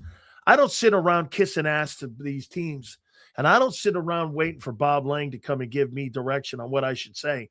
Or I don't sit here where I have information on a football team on a Friday, and I sit around and hold that information before I give it to my audience. You're right. I don't do that. I'm sorry. Can you imagine being a broadcaster like me, being told something on a Friday, knowing full well what was going to be said at the combines, and me being quiet on it? That's not doing your job. My job is to inform and give opinions, not to sit there and be a mouthpiece for the Philadelphia Eagles. So you're right. You're dead right. You get a collection of the Philadelphia media on Friday, and you tell them not to say things that are said in a meeting. Don't invite me to that meeting. I have no interest in that, because my obligation are to the people, whether it's 2 people or 6 people that show up to my show every day, and inform them and also have opinions and debate. Go back and forth. Not to fucking sit there and be some mouthpiece when Nick Castellanos is drinking beer inside of a dugout and nobody covers it and knew the story there, but they didn't want to cover it because why? The Phillies told them not to. That's not how I do my job, dude. Okay? He had the number 1 rusher and a good defense, just like Hurts. Correct. And he got beat in the divisional round. Absolutely. You got beat by a JV team. So you really, can you, hey, you know how many times Xander sent me text messages? Sills, stop freaking posting things that people send you. Can you imagine me being this? Psst, Sills, Bob wants you to talk to you and about 5 people on Wednesday. They got something they're going to say, but I don't want you to say it until next week. I call Xander up right away and go, you want to know what Bob Lang just told me about what's going on with the Eagles? Dude, if you want to hold a secret, don't tell me. I'm the worst dude on the planet. You know how many times Xander's gone like this? Bro, you got in trouble with Frank Wright. Shit, I almost got the New England Patriots a fine and a draft pick taken away. I actually had Elliot Wolf go, remember, when you're talking what we said at that dinner, I didn't know Carmine was your boy. Carmine is my boy, the maitre d' at St. Elmo's. He goes, dude, we got a call. I go, I never said you were talking contract. He goes, that's the only way it settled down. I actually got a call from the New England Patriots. Dan, can you hold for Elliot Wolf? Oh, shit. Oh, shit. That's a story of my life. Hey, Sills, I got something I'm going to tell you, but don't say it until next week. Psst. All right. So we're going to go to Paul Bunyan. I mean, Xander Krause here. He's up in the hills, and he's up in a log. This dude's up in a log cabin, man. He's overlooking the Smokies. I'm sure he's got like a moose gun up there too or something. I don't know. Do you fish up there? See, Xander's like me, man. I could live in a tree hut. If I never saw my neighbor to the left and I never saw my neighbor to the right, it'd be the greatest place for me. Like, I could live in the woods. I don't really like if I had $15 million or $10 million, I would get an island and I would have a moat and I would burn the bridges and boats and you would never find me. How do I get to see Sills? He burned the bridges and the boats. Phew, that's tough to get over to Sills Island. You know, like Skull Island? It's like Sills Island. Hey, sometimes I feel like I'm always on Sills Island. Without further ado, we bring in the man who doesn't know, no matter what, this guy's always working. We bring in our friend who we love. He is our friend, Bigsy. Xander Krause. He joins us now. How you doing? What's up, Sales? How you doing, brother? Hey, man. Internet looks good, Junior. Up there high in the Smokies. It's not the best internet up here, I don't know why it doesn't. They got this 2010 connection cable, but I'm hardwired, so it's as good as it'll get. Look good, man. All right, so report card came out. Damn! Eagles are ranked 22nd, according to the NFL Players Association. I think it's pretty good. I mean, ownership, I think 16th. You looking at the report card? Yeah. You're not a fan of the report card. Well, the one thing that it does say up here is that Howie gets preferential treatment in front row seats, and Jordan Milan and the rest of the team have to fly and coach. Other than that, I don't think it was that poor. I think those guys were. I think it's a great organization, Xander. All kidding aside, I think they do a lot of good things. I think they need to make an investment in the facilities, and I think everything would be a lot better. So, but yeah, I mean, it is what it is. I'm not going to sit here and whine about players that want things better for them. I don't really care about that much. I mean, I don't know. I mean, how much better do you need it? I mean, you can always have something, I guess, better, right? I mean, can't you? You're looking at it like this, though. These guys are millionaires, and they want to have what? Filet mignon? No, I don't care about that. I don't care about that. It's just like, what was the one? It's like family treatment of families or something. Yeah. This one here. What does that mean? They don't give enough tickets for the family so they can bring all their girls and their boys and their girlfriends and their boyfriends and their friends and their relatives and their cousins. I mean, no, it says this. Eagles are one of 3 teams that do not provide daycare during home games. They do provide a family room during home games. Is that what it is? It's daycare? It's daycare. Oh, okay. I didn't know that. When mom has to bring like the kids to the game. Yeah, right. You think this shit's getting... Yeah, I do. I do. I mean, I don't know. I mean, all right. Well, let me give you something. I don't even get the grade for the coaches. It's like, how do you grade Nick Sirianni an A and he comes up 18th in the NFL? So every sounds like every player in the league said they like their coach. Of course they do. They work in the building with the guy. How about the fact they like Kevin Patullo like to a C+? B. That was all right. Okay, well then. Sun's in my face, huh? But what about Sean Mannion? So wait, how can you tell whether you like Sean? Do you think they're going to like Sean Mannion more? I don't know. I think Sean Mannion's the biggest shot they've taken yet. I mean, this guy's never called a play a day in his life. Forget, it's not just NFL calling plays. Like, this guy hasn't called a play at any level of his life. Now, apparently, Ed Kratz told us a story. He was charting plays early in his career, and his dad told him that it was a sign. But who knows what that means. But we'll see. I know you're going to kill him for the report card no matter what they say about Sean Mannion. No, that's just, I don't know who the hell the guy is. The guy's Casper the Ghost as far as I'm concerned. I mean, I want to see what he does, and it'd be unfair to me to say that this guy doesn't turn out to be the next Sean McVay. But at least Sean McVay was an offensive coordinator in Washington before he got the Rams job. So I don't know. We'll see here. Now, I want to read you something here. This is going to wet your whistle. So, according to Jeff McClain, quote, the Eagles are assessing A.J. Brown's trade market. Just don't expect Howie to give him away. And he goes into writing that they've been fielding questions and they've been taking conversation. This is quite a switch from a year ago, isn't it? When that stuff was shut down immediately. Now they're talking about testing his value and what it is in the open market. It's been the story of the week. And I happen to agree with you, unlike John. I don't think this is just a Philadelphia story. I think this is a national story. Because you know why? Xander, if he goes somewhere, he is going to dramatically help a team. And if he leaves, he's going to dramatically hurt a team. So what do you make of that report there by McClain now?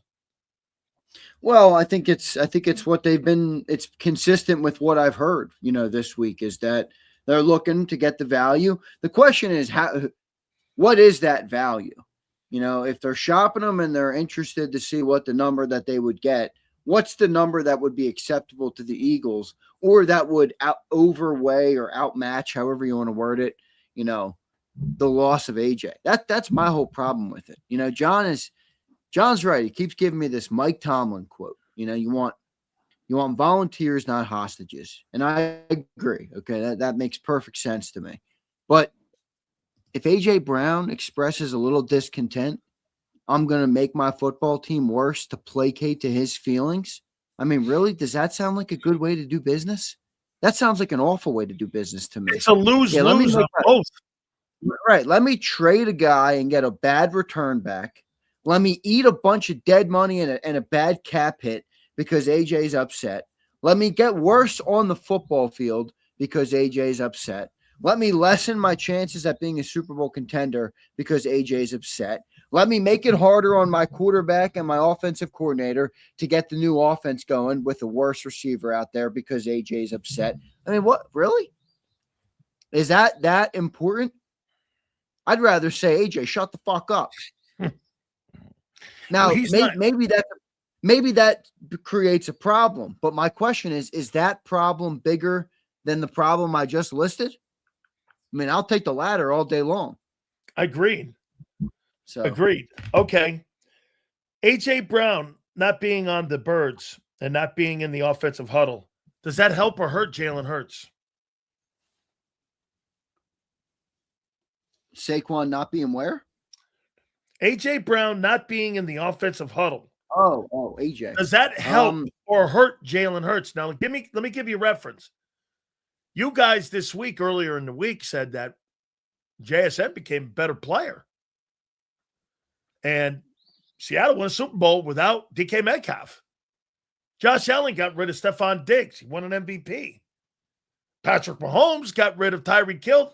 They went to 3 Super Bowls and won 2. Would it help Jalen develop more if he had to see the game more and he had to rely more on his ability more? No, I'm not. No, that's not the style of player Hurts is. Oh, I mean, that's not controversial to say. That's carry an offense. That's not what I said. I said that. I said Jalen is not the natural player to get through an offense, to get through 4 reads, which most quarterbacks in today's game aren't, and spread the ball around. He doesn't spread the ball around. So if the top 2 targets that he's throwing to aren't that good, the only thing you're hurting is the team. There's not like a double. There's not like you could actually get better by getting rid of AJ. No, I don't really see it that way, Sills. Well, maybe it makes Jalen do this. Jalen's throwing to his top targets over and over again. That'll be true this year in the Mannion offense. So why would you make that target worse? I saw Allen in Seattle and Mahomes get better when they lost their primary targets. Yeah, but I saw them get better. I saw them get better as players. They're different styles of quarterbacks. Okay. All right. So, meaning what? That Jalen is what? More reliant on what? Having players in the huddle around him? Jalen just doesn't. He's not a throw the ball to 5 guys type of receiver or quarterback. Okay. That's okay. Wait, I don't care because we've won at such a high level. But wait, that's the offense they want now. They want to spread it around. No, I'm confused. I'm confused. You're guessing that. I'm confused on what they want to do then. Well, me too. Welcome to the club. Okay. The water is fine over here. No, Who I knows get what it. They want to do. But I don't. My whole point is, I don't think you just. Jalen is Jalen. Build around Jalen. Jalen is not going to become somebody that's not Jalen. That's a great so point. You have Jalen. He's your quarterback. If he's going to throw the ball to 3 guys, and the best way you can help him is give him the best three guys, then give him the best three guys. Don't take away one of them and say, well, you should have used 4. That's stupid. I don't care. That's one of Jalen's. I don't even call it a limitation. That's just his game. He's a athletic quarterback who's been able to rely on himself and his legs as target number 3 and 4 for most of his life. So he doesn't get from 1 to 5 as quick as most do. Again, I'll remind you, not many quarterbacks can, so I'm not looking to get that out of him. I'm looking to make the targets he does throw to as good as humanly possible. Now, I guess if the point, I see people in the chat, well, AJ's a cancer. If the cancer's that bad, then I don't believe that. I don't either. I think he whines. I don't think that's a cancer. Whining and being a cancer are two different things. I'm a whiner. I agree. Okay. I agree. Yeah, I'll say. I'm a whiner. Okay. But there's a difference between being a whiner and cancer, right? I agree. That's why I'm not really sitting up here like AJ whined. Please get rid of him. I'm done with it. I'm not done with it. Our team went on historic success when AJ Brown showed up. You can say what you want about the whining and the moaning. All right. There's never been a receiver acquired by the Philadelphia Eagles by way of trade, by way of draft, by way of free agency that has ever come here and been a part of a team that produced as much success as AJ Brown. Now, he's not the only reason for it, but he's a part of it. Every receiver you've ever brought in had some sort of kind of Alshon Jeffries, T.O., fucking, AJ Brown. All these guys have whined in some way. Alshon Jeffries was a whiner. He whined. Yeah, he was. Here. Yeah, he was. Whined too. Every single guy. Do you think Howie Roseman has built this team around Hurts? Or do you think this guy's built this team around Barkley? Well, he built the team around Hurts. I mean, Barkley showed up a year and a half ago. Okay. So the team is built around Jalen, but yet the passing game is terrible. So he built it around his running attack and running ability, correct? They acquired AJ Brown before Saquon. They drafted Landon Dickerson and Cam Jurgens. It's disingenuous to say. Okay, well then how about this? I'll take that back. Do you think they built the team around a running attack or Jalen Hurts? Well, they are definitely more focused on the run game, and that's even pre-Saquon. That's because Jalen's a great runner, or he has been. Okay. And that look at the offensive line. This is a trend, by the way, since before Jalen Hurts was even playing here. The Eagles have relied on their offensive line to bully and beat teams up for a decade. That's what I'm 27 years old. My adult life, Eagle football has been offensive line beating teams up. We always have a great offensive line. With that, most of the time has come a great run game. Even players like Miles Sanders, who when he left Philly, I like Miles. I don't mean to criticize him, and he's going to catch a stray here, but he didn't really amount to a lot. He didn't really do a whole lot when he left Philly. He had a great offensive line. He had a good team around him, and that's how we played. DeAndre Swift, I always thought DeAndre Swift was a great player, but same thing. He had a pretty damn productive season in Philly behind the O-line. Saquon Barkley, obviously, with the skill set he has, was able to take it an even step further, and the offensive line played even better, with Saquon. So, they're a running team. They're a run-first team. They have been for a little bit now, and it's certainly true with Jalen at the helm. Jalen's a great dual-threat quarterback. Part of his number one skill set early in his career was what? It was the playmaking. It wasn't the throwing the ball. Yeah, that's what he's gotten better at. But it's never been the number one skill set. So they're a running team, and Saquon accentuated that. And maybe you could make an argument last year was built, to try and duplicate what Saquon did. But now it seems to be the first big indication that that's not the way they're going, but there also is a chance that is the way they're going. Me and John's been saying that, this might be all to fix the run game. So we'll see. Okay. let's play with me here. Play with me here, Z. God bless you, man. What will Devontae Smith look like as the Eagles' new number one? You're going to get me in trouble on this Friday. Not a huge fan of it.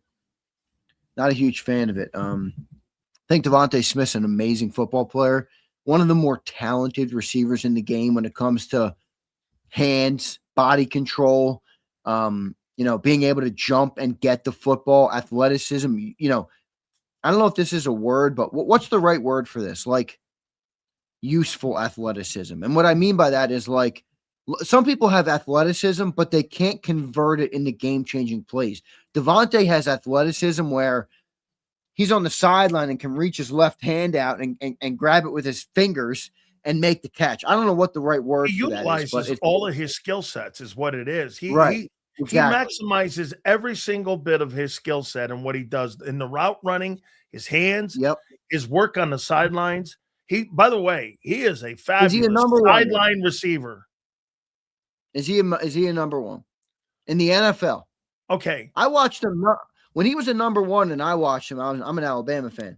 He won a Heisman. Now, college football is a lot different. More in space. I'll say this to you. If they bring Goddard back, I think you have to have a great tight end if you're going to make him a number one.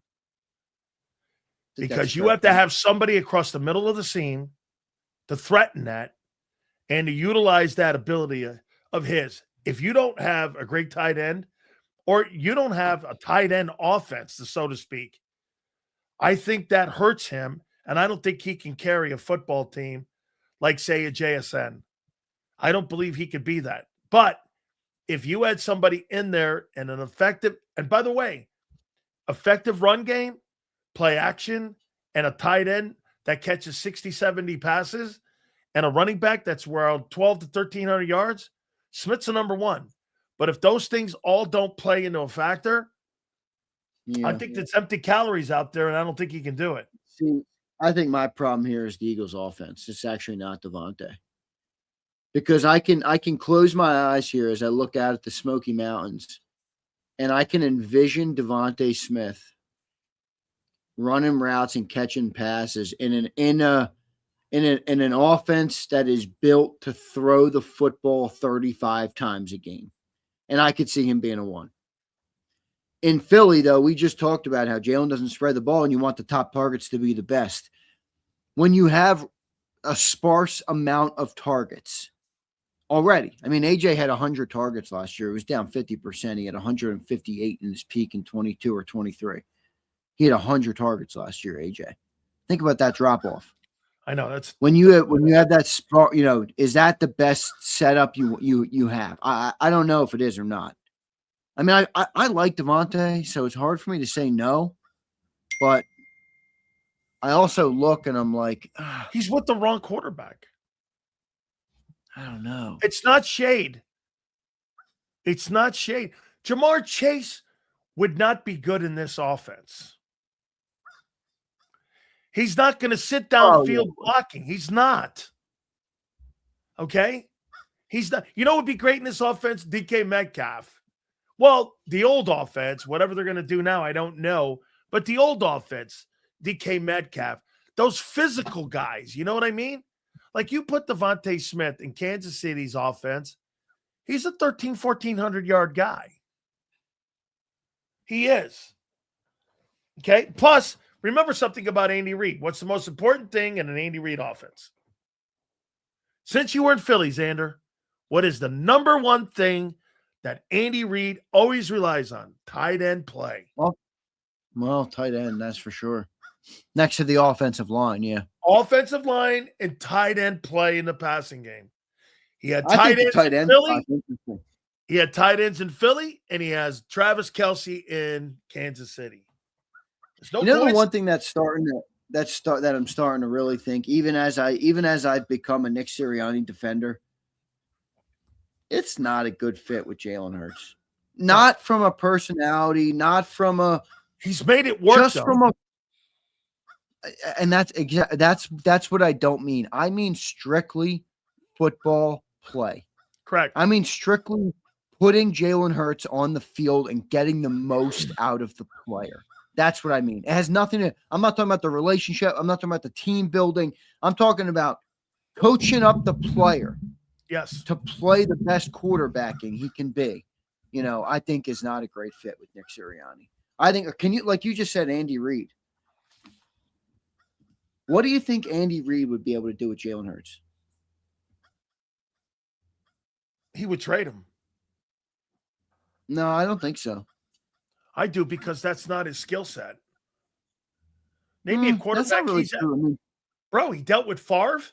And he dealt with Andy can coach. Andy can coach a lot of I think, any style. Okay, he coached Alex Smith. He coached Brett Favre. He coached Donovan McNabb. And he's coached Patrick Mahomes. Can you tell me anybody that's remotely close to Jalen Hurts? Well, Donovan, 24 years. I mean, Donovan early. Donovan early. Right. Vic. Michael Vick. There was success. That's a good pull up.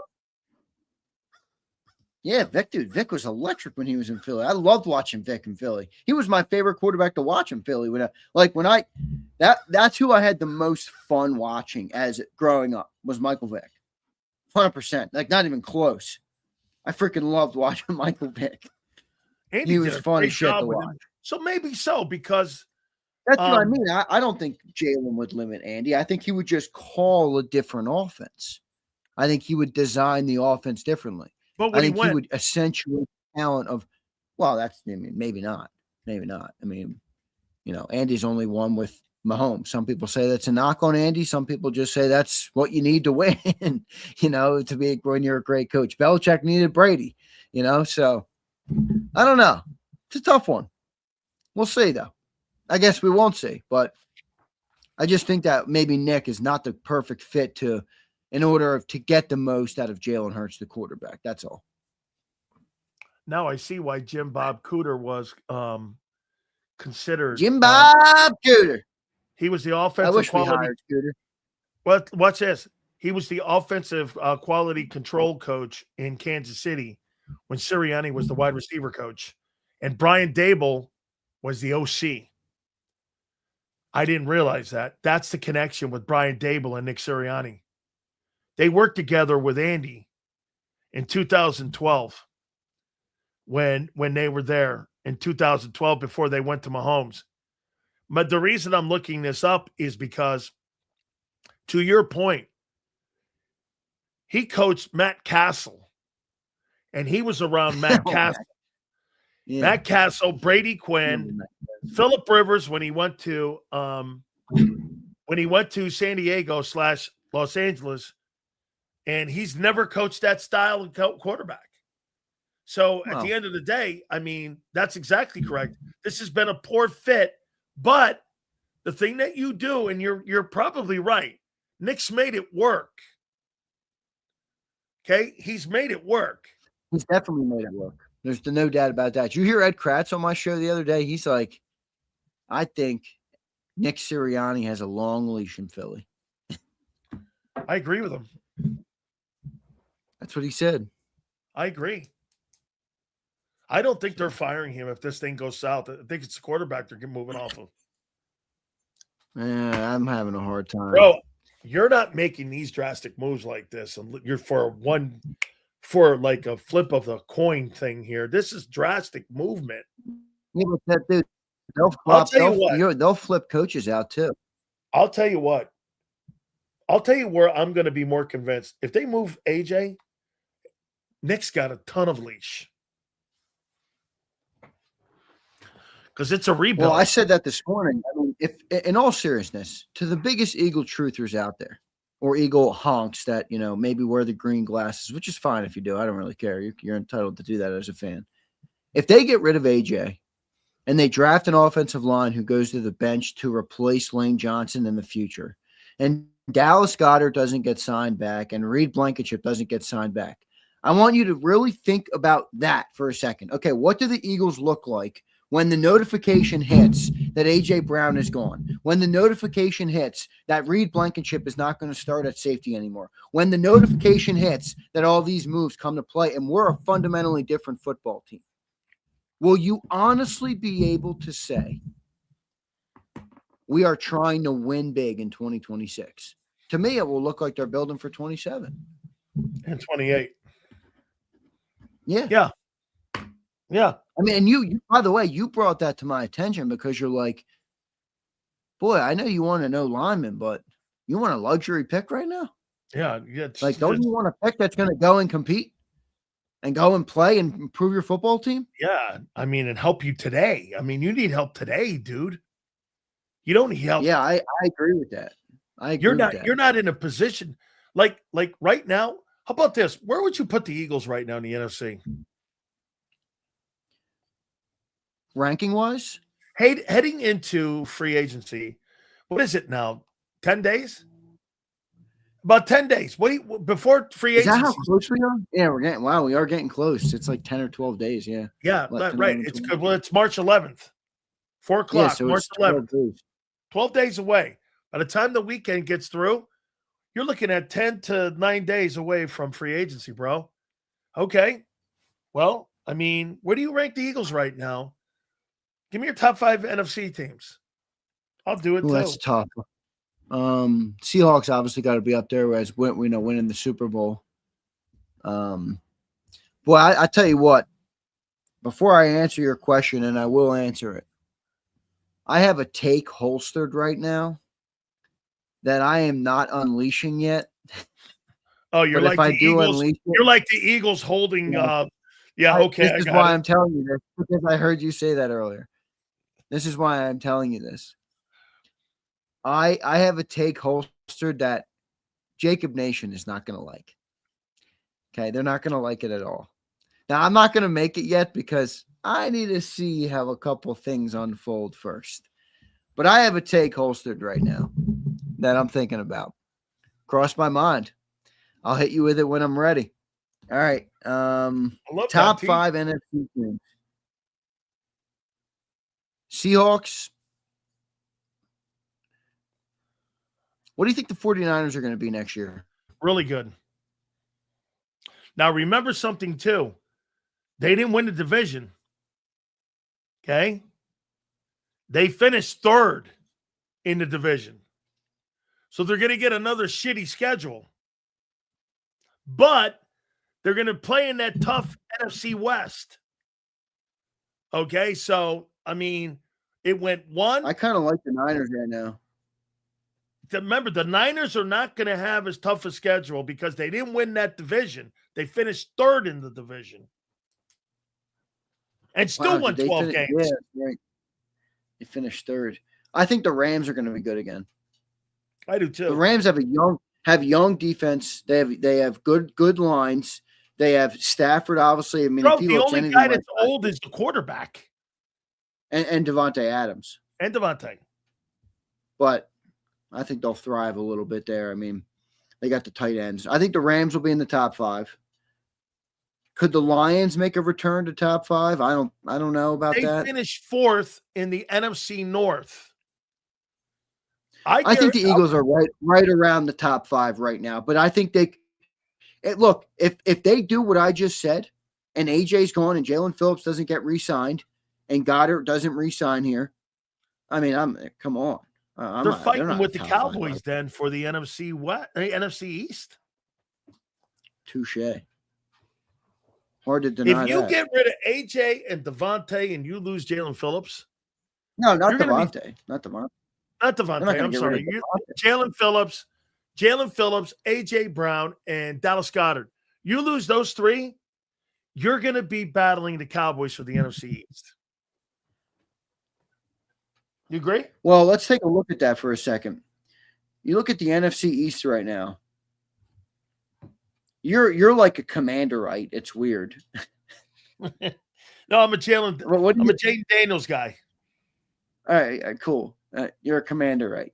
How many? Right. What do you think they do this year? Because they fell. Let me tell you, they rose to the planet. They said hello, and then they fell off as fast as they rose, as predicted by yours truly. I think they win 10 games. No, I don't. Okay. I think they're an 8-win team. Okay. How many games do you think the New York Football Giants win?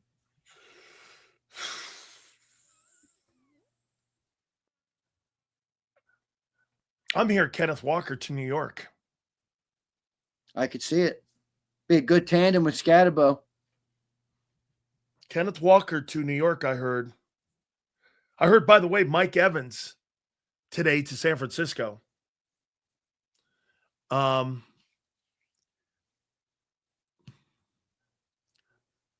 think they're going to win 8 games. I don't think they can improve enough. They got a defense, Xander. They've got a defense, right? That defense can play. So I think they got a defense. Their defensive line is good. Their secondary is weak. Yeah. They don't have good secondary. Yeah. What do you make of that move? I'm hearing the 49ers are going to sign Mike Evans.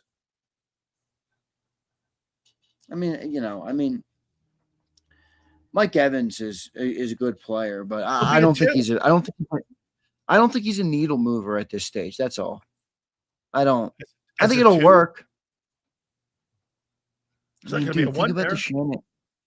Think about the Shanahan offense, though. He wants guys that can run with the ball, run after the catch.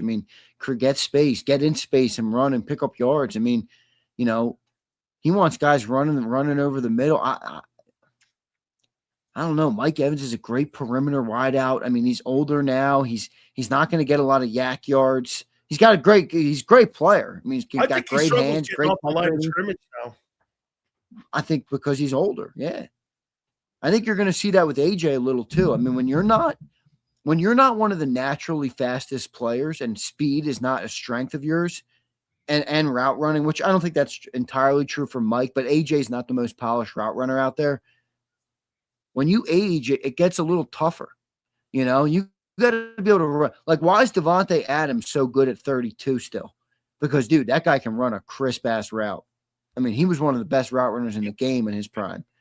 So, I don't know. I'm curious to see how that goes.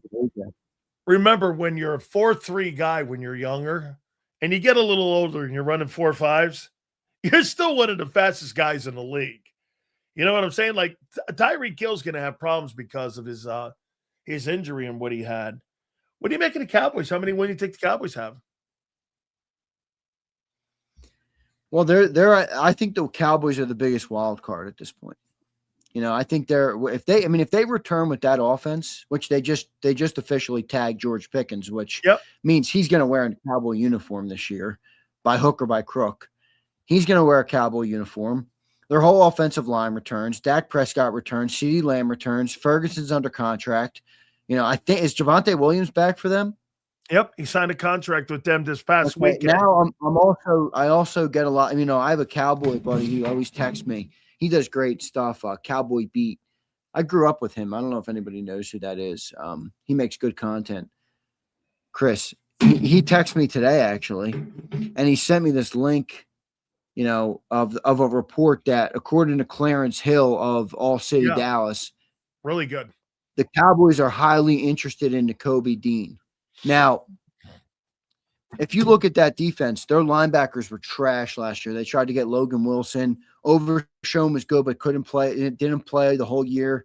If you put Nakobe Dean as their Mike instead of the stiff Logan Wilson they traded for, and you put Overshown at the will, and you got that defensive line with those 3 defensive tackles. That Overshown. guys. And Nakobe Dean can play. And when does Nakobe Dean thrive? When he got 2 good guys in front of him. Yeah. When he's got good defensive tackles in front of him. If he goes to Dallas, I'm telling you right now, he will be a player in Dallas. So I don't know. Their cornerback situation's not great. Their safety situation's not great, but if they make some good moves this summer, they could be a team. I know people don't like hearing that, but I think they could be back to 12-win Dallas. How about this? Would that be a stake in the heart if Nakobe goes to Dallas and becomes a Pro Bowler? I don't think it'd be a stake in the heart. I'll predict that now where Nakobe goes. He's a Pro Bowl player. I think Nakobe Dean's a Pro Bowl talent. I don't think he's going to be limited by where he goes or where he plays. I think he's a Pro Bowl talent. I'm a big fan of Nakobe Dean. I'm a fan of his game. I'm a fan of him as a player, as a person, from what I've heard and what I've seen as a leader. And I mean, if you think about that, their best spot in Dallas right now is the tackles. That is legitimately what has made Nakobe Dean a career. I mean, he played behind Jordan Davis and Jalen Carter at Georgia. Obviously, the same here in Philly. I mean, if they and they got Christian Parker who knows how to use them. Watched how Vic used them. I mean, if they're blitzing with Nakobe Dean as the Mike, shit, man, they might be in Philly territory. They don't even need a great edge rusher. You know, you bring up a great point here, and I brought this up to you, and I should have went deeper into it. But if you end up moving off of Josh Sweat, Milton Williams, Nakobe Dean, and Isaiah Rodgers, and the third-round pick and Jalen Phillips, and you move off of those players, you keep telling me all the time, Xander, you can't sign them all. But can you let them all walk away? I mean, you're letting a lot of guys walk away. I agree. That's why I said, I mean, it feels like we're teetering right now. Like, you know, the top of the top is the Super Bowl teams. Like, we were here for a while. We were up in this ballpark. It feels like after last season, we're like in the middle again. Not down here. We're in the middle. Yeah. And like, if we make the right decisions, I think we can push ourselves right back to here. But if we make the wrong decisions, I mean, I don't think the Eagles are going to be I mean, dude, if they get rid of, if AJ Brown's gone, Phillips isn't signed.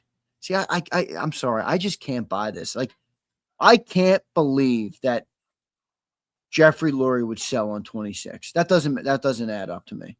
I don't see that. I don't see that at all. So, but if they did do that, man, that'd be hard. I'd have a hard time picking them to be second in the East. I think the Cowboys. The thing stopping me with the Giants is Dart. I'm not huge on Dart, dude. I watched more of his tape because I'm like, am I wrong? Let me make sure I, you know, before I talk about Dart, I want to make sure I watch some more of him. I just don't think he's good. And I went and rewatched the first 4 games before he got injured and missed a little bit of time or whenever it was, or the games where he came back. He had a lot of shit, a lot of plays that were not plays you build a career on. Can I give you a word? It was like watching chaos football. Yeah, right. And you can't rely on that. No, it's like chaos. I mean, he's running up the sidelines, getting fucking blasted. He's not really like confident in the pocket. He makes plays. He's a tough kid. He's an enormous kid. You know, I didn't realize how big he was when he was at Ole Miss. But he's a big dude. So I kind of got it, but it's too chaotic. It's just, there's a lot of chaos in his game. And I like comfortable. I like confident. I like guys that are in the pocket and like guys who see the game. And people, again, I may hate everything about Hurts' ability in the pocket, but one thing he totally has vision of the game. And he sees the game. And, you know, he'll make 6 shit plays. And you know what he'll do? He'll turn 2 plays into a play that's going to turn him into a winner in that ball game. Roethlisberger kind of played a little bit like that. Roethlisberger was a little over the board, but he made 4 plays in a game that would win ball games. The guy never lost and had a losing season and won a couple Super Bowls. So, I mean, there was a lot of chaos to his game, but yeah, I mean, you can chaos. It's not the chaos I don't like. It's that I don't see the other stuff. It's that chaos seems like the only thing I see, which is, I mean, he's a great improviser. He is. I mean, he's good scrambling, but you watch him from the pocket, I don't think he's much of a threat. I think the Cowboys can win 11 games. I think it all depends what they do with the defense. If they don't do much on the defense, then they're not going to be that great. I mean, Christian Parker is only a coach. I mean, he can only do so much. Yeah, the guy's not going to be a magician. I want to bring something to your attention here. By the way, Mike Nort's going to join us at the bottom of the hour. So Todd Bowles this week in Indianapolis was saying this when asked a question by Rick Stroud, who covers the team and is a Hall of Fame voter. And Rick asked him the question about Josh Grizzard and said this. One of the reasons that our defense was not very good this year is because I had to spend most of my time with the offense, in-game play calling, because we started losing confidence in Josh Grizzard. And by the way, for the record, all of you, I'm not buying this. I think it's an excuse machine. However, he said that took away from my focus on the defensive side of the football. And basically, this week, the entire organization, Jason Light, the GM, and the head coach, blamed Josh Grizzard on why the team sputtered. I happen to think it was injury and not as good of a roster as people think it is. That Wait being a second. said, the whole organization is blaming Josh Grizzard. yes. You know what I hate in life? You know what I hate in life? I hate a failure to take accountability. Boy, and you know what? I blasted Todd Bowles the other day in the morning because I said that fucking coach cannot admit when he was asked the question directly about his defense, he couldn't say this, Xander. My defense stunk. He blamed it on Grizzard. I mean, that's stupid. You know, say what you want about Sirianni. Sirianni gets to the end of the year, fires his buddy coach and says, yeah, the coaching staff's on me. I mean, have some accountability. You had a shit season. You're going to blame the offensive coordinator that you fired? For your defense. Which, by the way, who was, you know, the offense was the reason you were winning games earlier in the year. That's a joke. Sounds like a bunch of cupcakes in that building. Is nobody there telling them? The Eagles didn't believe it. Oh, God. The Eagles didn't believe it. I hope good. The Eagles shouldn't believe it. I wouldn't believe any of that shit. You know, it's true. All these teams lie. They all lie. They all lie to make themselves look good. That's all they do. I could not believe it. All week long, Xander, they were blaming Josh Grizzard for Todd Bowles' defense. And I said, okay, we're going to find out here who's right. You think the Grizzard hire is good? I think it's inconsequential. Okay. He's the pass game coordinator. I mean, you know, Parks Frazier was a pass game coordinator. Who was the pass game coordinator when Kellen Moore was here? Who was the pass game coordinator when Shane Steichen was here? Do you even remember? Does anybody even know? I don't. It's not to say that it doesn't matter at all, but it's not it's not like, oh, we hired Josh Grizzard and Tampa Bay thinks he's the reason that the whole ship went on fire. Come on, that's a load of shit. I'm not buying that for a single second. I couldn't believe it. All right, so as next week starts, did you come? You must be ripping them down in Tampa. I did. I killed them. I'm like, that's a lame ass excuse for you not taking accountability for your own failures.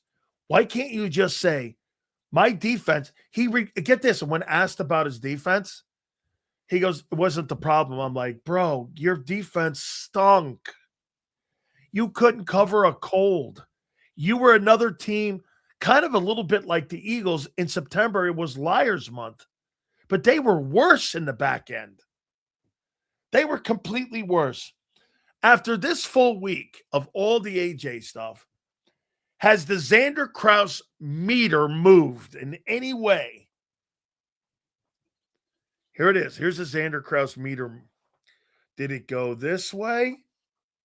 Yeah. AJ's gone, or did it go this way? He's staying. I am torn on this, man. Everything is pointing to AJ. It looks like AJ is going to be gone, but I continue to go back to, really? We all think that Howie Roseman is going to lose a trade badly, most likely, to placate to AJ? I don't know, man. Well, wait. Does Howie play the short game or the long game in how he builds the team? Well, that's why I said, are they building for 26 or not? I mean, if you ship AJ off, you're not trying to compete in 26, are you? In his eyes, how could we? Oh, let's do the math here. You're going to get rid of AJ Brown. You're going to hire an offensive coordinator that's never called a play of football in his fucking life. You told me they're arrogant. They are arrogant. Okay, well, he doesn't believe. He doesn't believe that if what you're saying. He believes in their process. He believed in it last year when they were team shopping. Why wouldn't he believe it again? Right? Why wouldn't he? Yeah. Well, maybe you're right about that, Sills. Maybe you're right about that, brother. I don't freaking know. I don't think they're going to trade him though. I don't. I'll say this. It will genuinely, when it hits, if it does hit, if I get the notification AJ's been traded, it will shock me. Yeah, it will. It will surprise me. It will surprise me. So will you be more shocked if he stays, or will you be more shocked if he goes? I'll be more shocked if he goes. Now, what do you think of? I heard a 1 and a 3 or a 1 and a 2. Excuse me. Depends the team. I'm saying it's New England. A 1 and a 2. I can't be too mad, but I will think they're not competing this year. 1 and a 3. New England. 1 and a 3. New England. I'm telling you. And I'm telling you how he's going to look at it like this.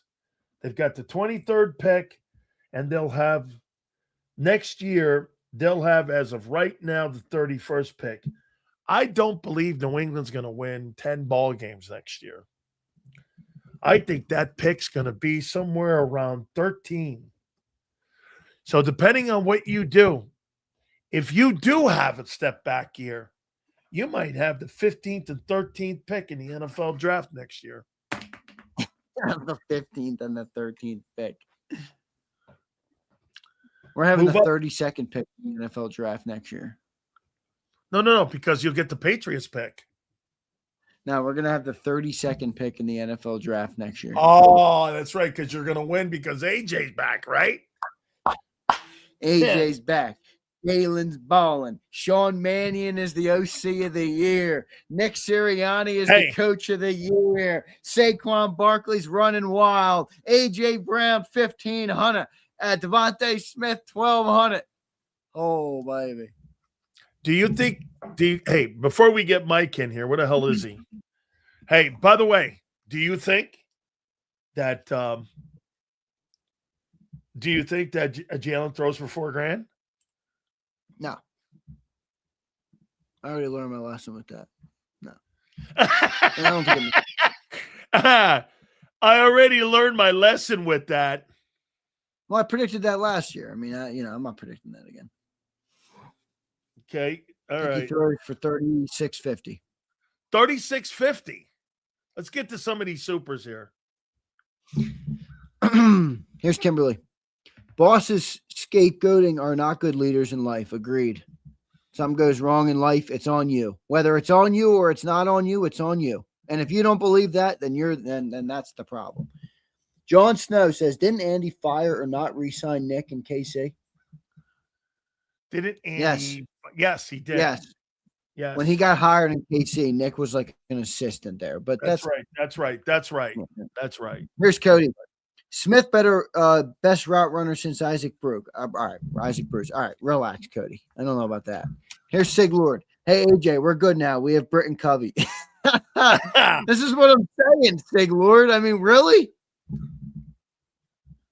Let's see here. Where are these? I got to get the Bears going here. All right, here's Enticed Ramen. He had the number one rusher and a good defense, just like Hurts. I heard that. All right, we got all these. All right, we got them all, Sills. Before I get to Mike North here, I can't wait to read this because I sent you the official NFLPA report card, right? You saw it. Yeah. I read Mike, it. Yep.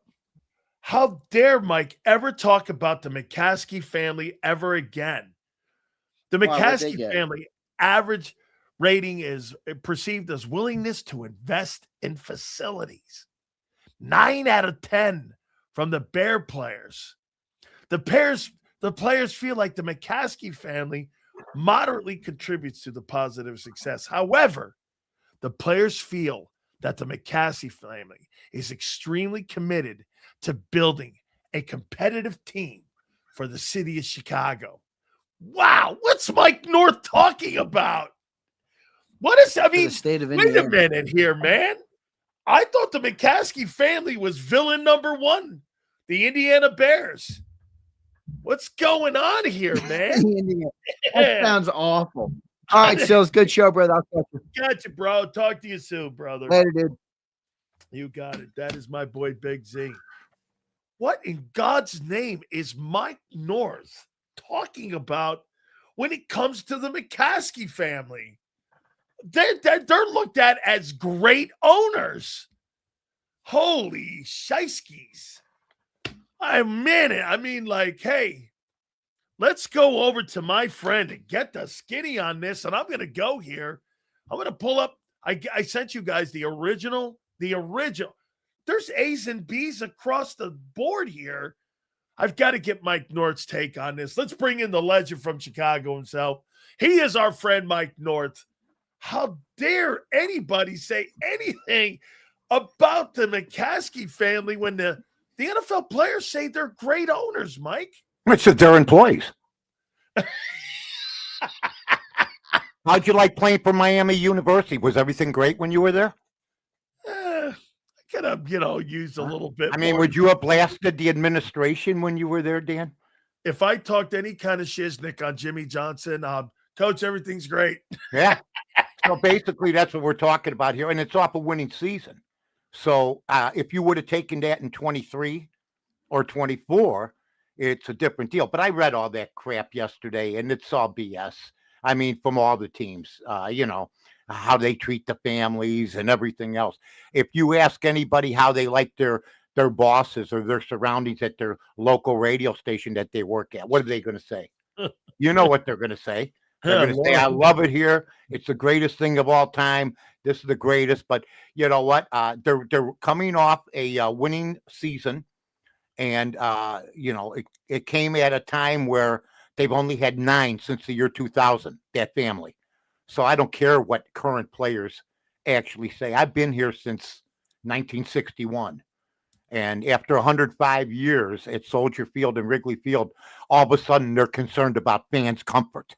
So, it's a bunch of BS. It looks like they are going to go back to Arlington, the latest we got.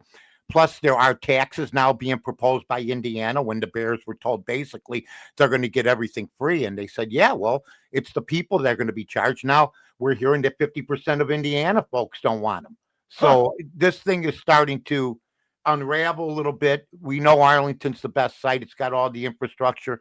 And I'm just trying to figure out, the Horseshoe Casino's been in Hammond, Indiana since 2003. And they're still a one-horse town. What happened? They take in like 39, 40 million a year. Where's all the money going? So I get a kick out of it all. It's going to be fun. It's really quelled down. They met with the legislator. They got by the first hurdle. So it looks like now I may be right, but you never know. It's the McCaskey family. I'm hearing George McCaskey just can't face moving to Indiana because of Papa Bear House and because of the lineage and where they started. And it just doesn't seem like a good fit. It will seem unnatural. Even in their song, it says they're the pride and joy of Illinois. So, I mean, it's just a thing right now. It's what Chicago does. You have a great year, and then you sully it with this nonsense, either, good or bad. I'm experiencing the Chicago Bulls with a team that's not even a G League team now. Only they would start tanking late. They're not going to get any better but a 6 or 7 pick. If you're going to tank like you're tanking now, and they haven't won in the month of February, you would have thought they would have done this in November. But now what kind of pick are you going to get even if you finish 7th or 8th? I see the Blackhawks. They make excuses about the Blackhawks saying, well, they're still young. They're no younger. Montreal's younger than them, and they're 32-17. Columbus is younger than them. Buffalo's younger than them, and they're all winning. So they all got a bunch of BS. I've been around too long to be hoodwinked by any of it, and we'll see what happens. But I've gotten a kick out of it all, and I've stayed fast with the fact that they're going to stay in Arlington. Mike, do you think Chicago sports is in a good place right now? Horrible. The White Sox over and under 66. They've lost 100 games 3 years in a row. The Cubs are the only team basically that are trying to win. People would like to see them do more, but the Cubs, they invested $800 million in Wrigley Field, and they refurbished the whole thing. Never asked the state for any money.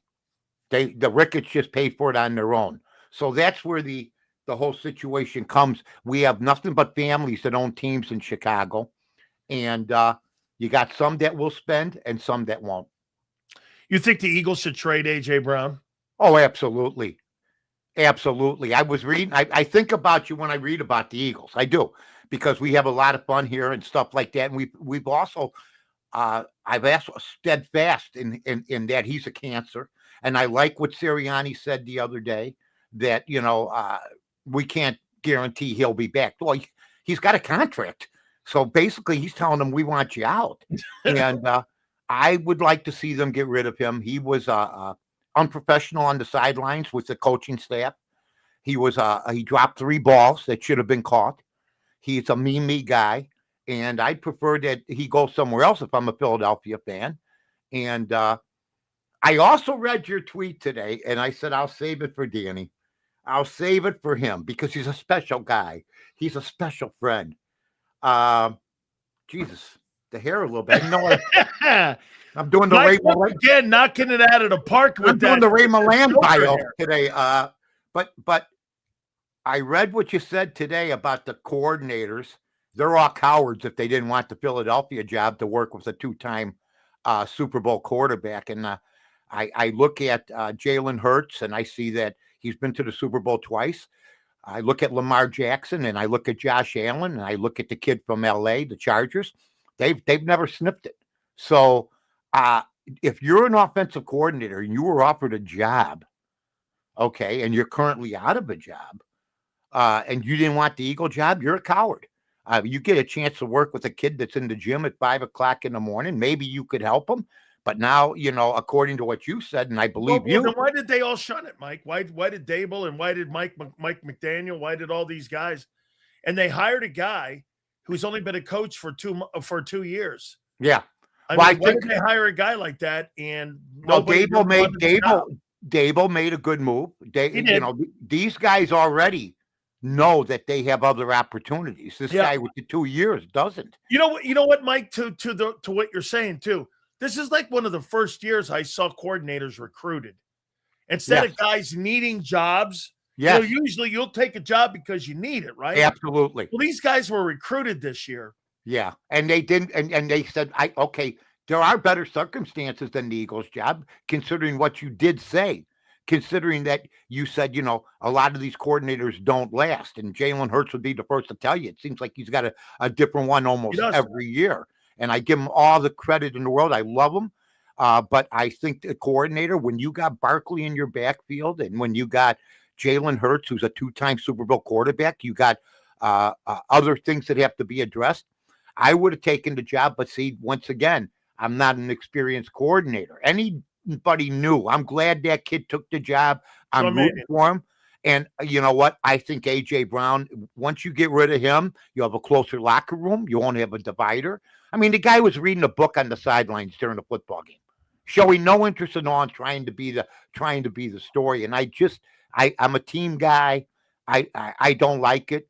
I think it's a bad look for a Super Bowl champion to have a guy like that on the team. How about this, Mike? I said this to Xander, and I'm going to throw this at you here too. So, when Patrick Mahomes, they moved Tyreek Hill off that football team. Mm-hmm. He went to 3 Super Bowls and won 2.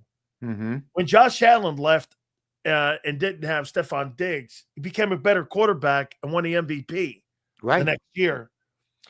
JSN, when they moved DK Metcalf, all of a sudden, DK Metcalf, was with the Steelers, and JSN became the best receiver in pro football, and Darnold won. How do you think that'll affect Jalen Hurts if you take A.J. Brown off that team? Well, I think they'll try to find somebody else, number one. Number two, I think he was a negative effect on the Eagles in plenty of games last year. So Yeah, we're not. Yeah, we're not talking about a guy that was bringing his lunch bucket like Devontae Smith, to keep his mouth shut. Not that you can't, to put your team out there, to act, to be like this, reading the book during a football game. That to me, I said I would want nothing to do with this guy. And it looks like the Eagles are saying the same thing. Because if Sirianni said it, how do you think the general manager feels? If Sirianni was free to say it, I don't know. They apparently talked about it, and I hear nothing but good things about the general manager. And I like Sirianni. I like Sirianni for having the guts to stand up to his player on the sidelines. But in the second quarter of a game like that, and to drop 3 balls after you make yourself the show, and I'm not a Johnny come lately. I was, from the time we met and the time I've been on this show, I've been against him. And if he goes somewhere else, good. And if he ends up going to a Super Bowl, good. But you guys have had guys like this before, Terrell Owens. Yeah. There's other guys, Chad Johnson. What do these guys got? Where are their rings? You know what I mean? They just the wide receivers, they just like to talk, but when it becomes a detriment to your football team, then see you later. In my opinion. How about Mike Evans to Chicago? There's a conversation, Mike Evans to Chicago. There's a conversation, Mike Evans to San Francisco. Mm-hmm. Look, he's long in the tooth. He's not a 1. Okay, no. But I still think he's got juice left. Oh yeah. What about Baker Mayfield losing him? I mean, he's a free agent now. So I know, but the Tampa Bay Buccaneers can look at him if they want. Okay, well here, let me go there with that then. Okay. Here's what the Bucs are saying then. Hey, listen, this guy has earned the right to test free agency for the job he did. You know what I said? That would be like me saying this to my wife. Hey, look, we've been married 37 years. You deserve the opportunity to go out and try to find another guy. And if you find another guy, go right ahead. No problem. Hey, dude, when you love somebody and you saying that you love that player, you make everything possible to make that guy stay here. And here's the money that it'll take for you to stay in Tampa Bay.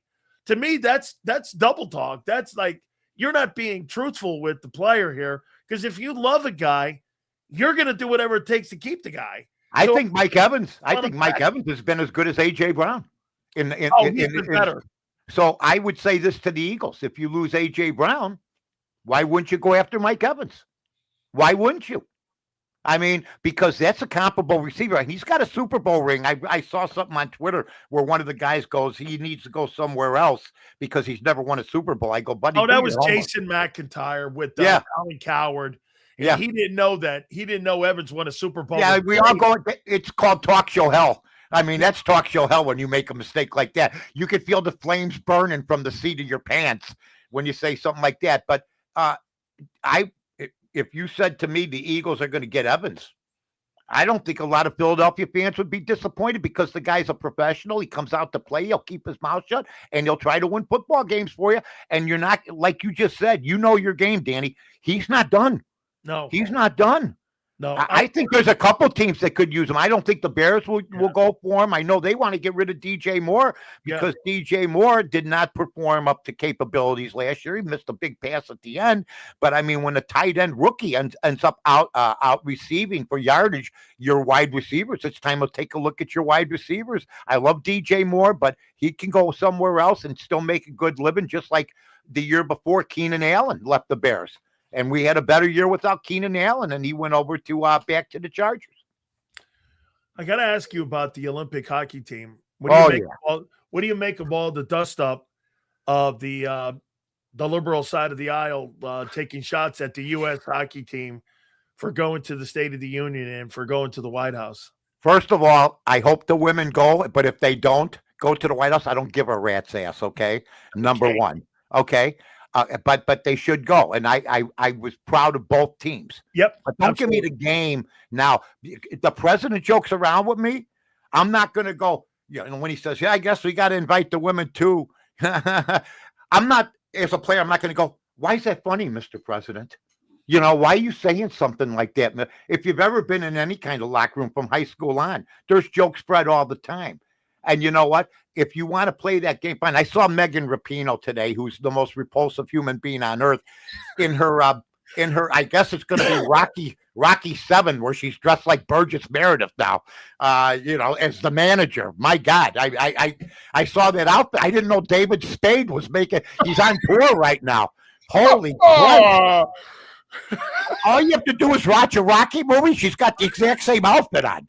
It's like, and I'm afraid it's going to be a woke Rocky, where the transsexual that beat up the guys, the big one with the black hair, plays Sylvester Stallone's role, and Megan Rapinoe comes out as Burgess Meredith's role.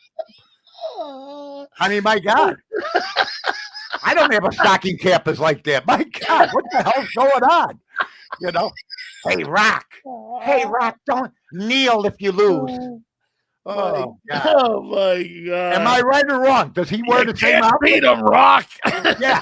So where's the same damn outfit? Wearing the same outfit. I'm looking at it today. I'm like this. I went to Wikipedia. I go, Burgess Meredith. And he's like this.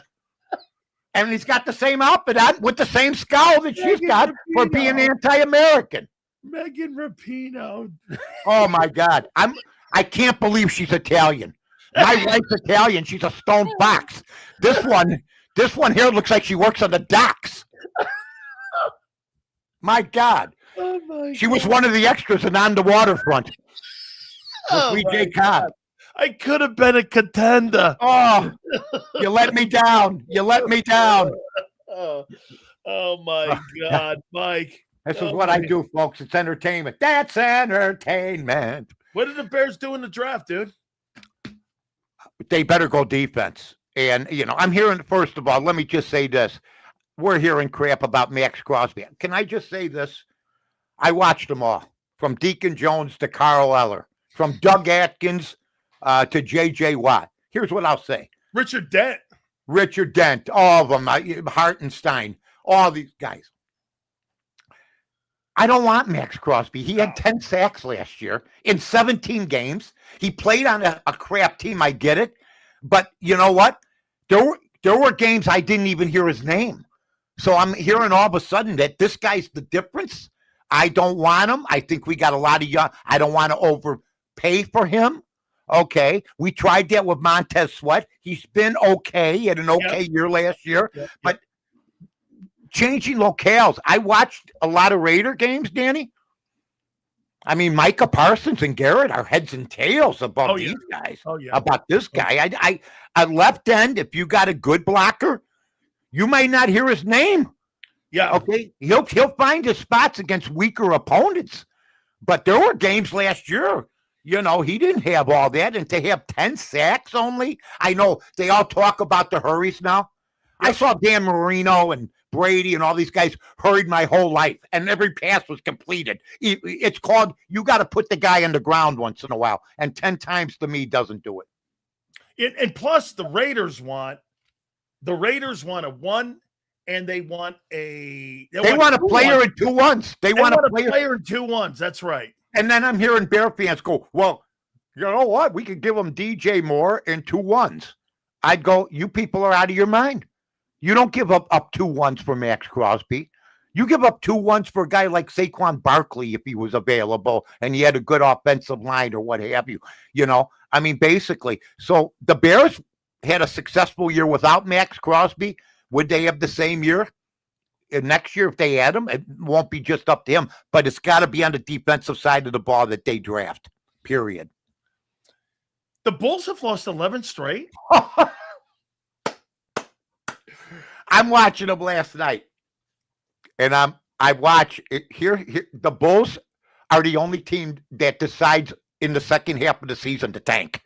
Most teams, so we can finish 6th or 7th because there's 5, 6, 7 teams ahead of them, Danny. You know what I mean? There's 5, 6, 7 teams ahead of them. So now I'm saying to myself, why are you tanking? And then they get rid of Vukovic, who's playing good with the Celtics. I knew he would. They're a disgrace to the city of Chicago. They're a disgrace to the legacy Jordan built. But what they did is they figured it out. My nephew, who's a father, he took his 10-year-old son, my great nephew, Marco, to a Bulls game. He asked him, what'd you think about that Bulls win afterwards? It was like 7th on his list of the experience of going to the game. They got blimps. They got great food. They got halftime entertainment. The Asian girl that put the cups on the head. They got, Yeah. you know what I'm saying? Yes. I'd like to hire her for a party, just to wheel around the living room. You know what I mean? And serve drinks. But they got like 8 things. They got unbelievably a great show. The NBA's figured out the entertainment aspect. But there's never been more teams. If you look up the odds right now, there's like 10 teams that are 250 to 1, maybe more. That's how bad the product is. And the tanking is sickening. I watched the game last night. It's a joke. It's a G League team, but they charge major league prices. Where will the Bears play if they do start building this stadium? Will they play down in Champaign and go down there? They'll still play at Soldier Field, okay, until That's right. They don't have to move out. They don't have to move out, but they're not. If they move to Arlington, it will be the smartest thing they can do. They inherited an 8-point. Dan, it's like me and you, them saying to me and you, you've inherited an $8.9 billion football team. Oh, good. Well, we'd like to build a new stadium. Well, you inherited an 8.9 billion. You guys were both, in radio and stuff. Yeah. Okay. Well, yeah, that's true. Well, so build it. No, we want property tax relief. We want property tax. Can you imagine inheriting an $8.9 million charter franchise and you don't want to give $1 out of 10? You want everything for free? And everybody knows what happened to Pontiac, St. Louis. Everybody knows what happened to Landover, Maryland. They all came back to the city. Yeah. Because not every move works. And believe me, folks, moving to Hammond, Indiana will not be an overwhelming success. It will be out of place. And for what? If they said for fan comfort, what, to drive another half hour to Indiana? That's what you want fan comfort for? Folks, you're not going to get this anywhere. Yeah, no. You won't hear this on Rich Eisen show. Dad, I can promise you. Because everything's good. We should play in Bangladesh next year. God. No. We should be doing banquets here. Hey, Mike. I honestly believe on the NFL Network, if somebody sent them a report. Oh, I agree. That next year, the NFL, that the Raiders are going to play the Dolphins in Somalia. These halfwits on the radio would say, that's a good idea, bringing football to the Middle East. Oh, my God. My God. The football in Somalia. Yeah. And Elian Omar is going to sing the national anthem. And there's people, just like the people that think it's a good idea that write for the Bears and hang out at Hallis Hall, they think it's a good idea that they go to Indiana. Because if they say the Bears are stupid for moving to Indiana, they're gone. They're gone. I think it's a good idea. That's what they would. You know this. There are people that are associated in radio. Look, there are people that are associated in radio that do radio from the football headquarters. From the Bear. We do remotes on AM 1000. If they said we're gonna play, we're going to Somalia and we're gonna bring the Super Bowl champions. Oh, that's wonderful. That's Elian Omar, idea. she's going to sing the national anthem, right? And they go to, that's patriotic. I mean, I'm just being honest. You must have been a fan of her at the State of the Union then. Oh, I loved it. You know what? Look, I never got unhinged by who was president, because if I really did become unhinged over people I didn't like that were elected president, at the age of 30, I would have looked like Mark Twain. Okay. My hair would have been white. I would have lost my mind. But they're presidents. You respect what the Olympic team did. I'd love to go to the White House. I'd love to go to the White House. I don't care if Obama was. I respect the presidency. I went. Reagan. And it's got to be awesome. It is. And the 85 Bears got chipped out of going, I remember. And then they ended up getting the opportunity. But I heard the Seattle Seahawks. Why did the Bears not go? Was it because of a challenger or something like that? I think, yeah, it was the challenger. Yeah.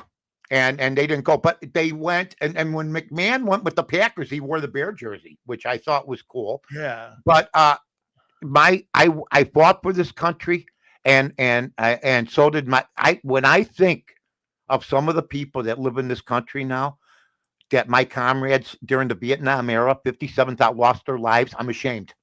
I really am. People lost their kids for the nonsense. And, being a patriot is something I'm proud of, and I don't care what anybody says. I'm with you, man. I mean, like, I really don't care who's in the White House either, man. Never did.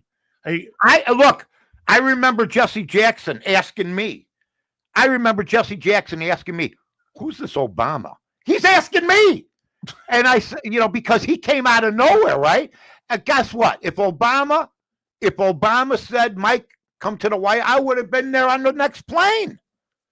The same thing goes for Bush or for Clinton. I met President Bush. Yeah. In Chicago, they had a thing for businessmen from rags to riches. George Bush came up, shook me and my wife's hand. I was proud of it. If Obama did that, I would have been proud of it. So, I mean, I just don't understand it. And people are all bent out of shape. I mean, I see the people from like 5 years ago that didn't like this president, and I see them now. It's like they went into a Hollywood studio and got made up. Hey, Mike, let me tell you. So I met Bush, and he was a really great guy. He was. And so I told him, I go. He goes, yeah, I hear you have a problem with me as president. I go, no. I don't have a problem with you as president.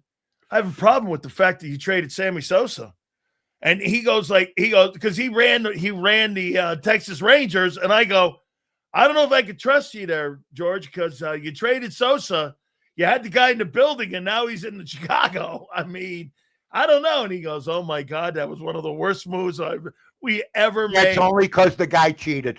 That's only because he cheated. Oh, because I'll tell you, that whole team of Juan Gonzalez, Alex Rodriguez, Pudge Rodriguez. I'm doing this all allegedly. That's right. Okay. Josh Hamilton. All juicers. All of them. So, you know what? Sosa was the worst of them all. He's the guy that benefited. He was a 240 hitter with the White Sox. He weighed 100. He was so skinny when he was in the studio with me. I called him the Panther. Because he was sleek. I see him like 10 years later. He goes like this, and muscles are popping out all over the place. Crazy. But that whole team, and Ron, that whole team was filled with juicers. That was the wrong place for Hamilton to go. Okay, if you remember, he was on other teams, and he went there, and I go, wow. And then Ron Washington's doing cocaine, and then he gets another job as a manager. Hey, and by the way, I saw Sammy Sosa about 2 months ago. I didn't recognize the guy. I don't know what happened. When he dyed his skin white, we were all in shock. He was whiter than us. I go, Sammy, are you that bored? He looked like Megan Rapinoe.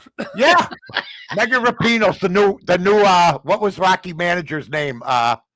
Burgess Meredith's name. What was his name? Mick. Mick. She's the new Mick. She's the new Mick. All right, man. Let me go. Hey, next week, Mike, we will catch you. Tell the folks where they can find you. Listen, I'm on ESPN 1000. The odds couple thing is up now.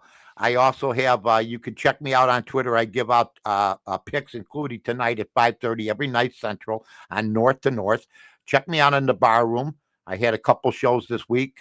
Somebody big just died. I had Jesse Jackson on. We've done stuff like Rob Reiner and other people. That's a good thing. Check out all the podcasts. But check out my guy, ladies and gentlemen, Big Dan. That's right. Because I could call him Dan because I'm older. Absolutely. Yeah, I call him Dan because we got this relationship, see? Yes, sir. And boy, it's been a lot of fun, and I enjoyed it. And hey, I was almost late today. I almost forgot. I better get down there. Yeah. You guys I got there, I think, at 3:29:58. There you go. Mike, we'll catch you next week. Thank you. Have a great weekend, my friend. All right, guys. Take care. Say hi to Xander and everybody. You guys. All right? That is the legendary Mike North, one of the truly greatest sports talk guys. of all time. All right, Big Z's in the mountains right now, and he's with his family. And I'm keeping him from his family. So you know what we're going to do?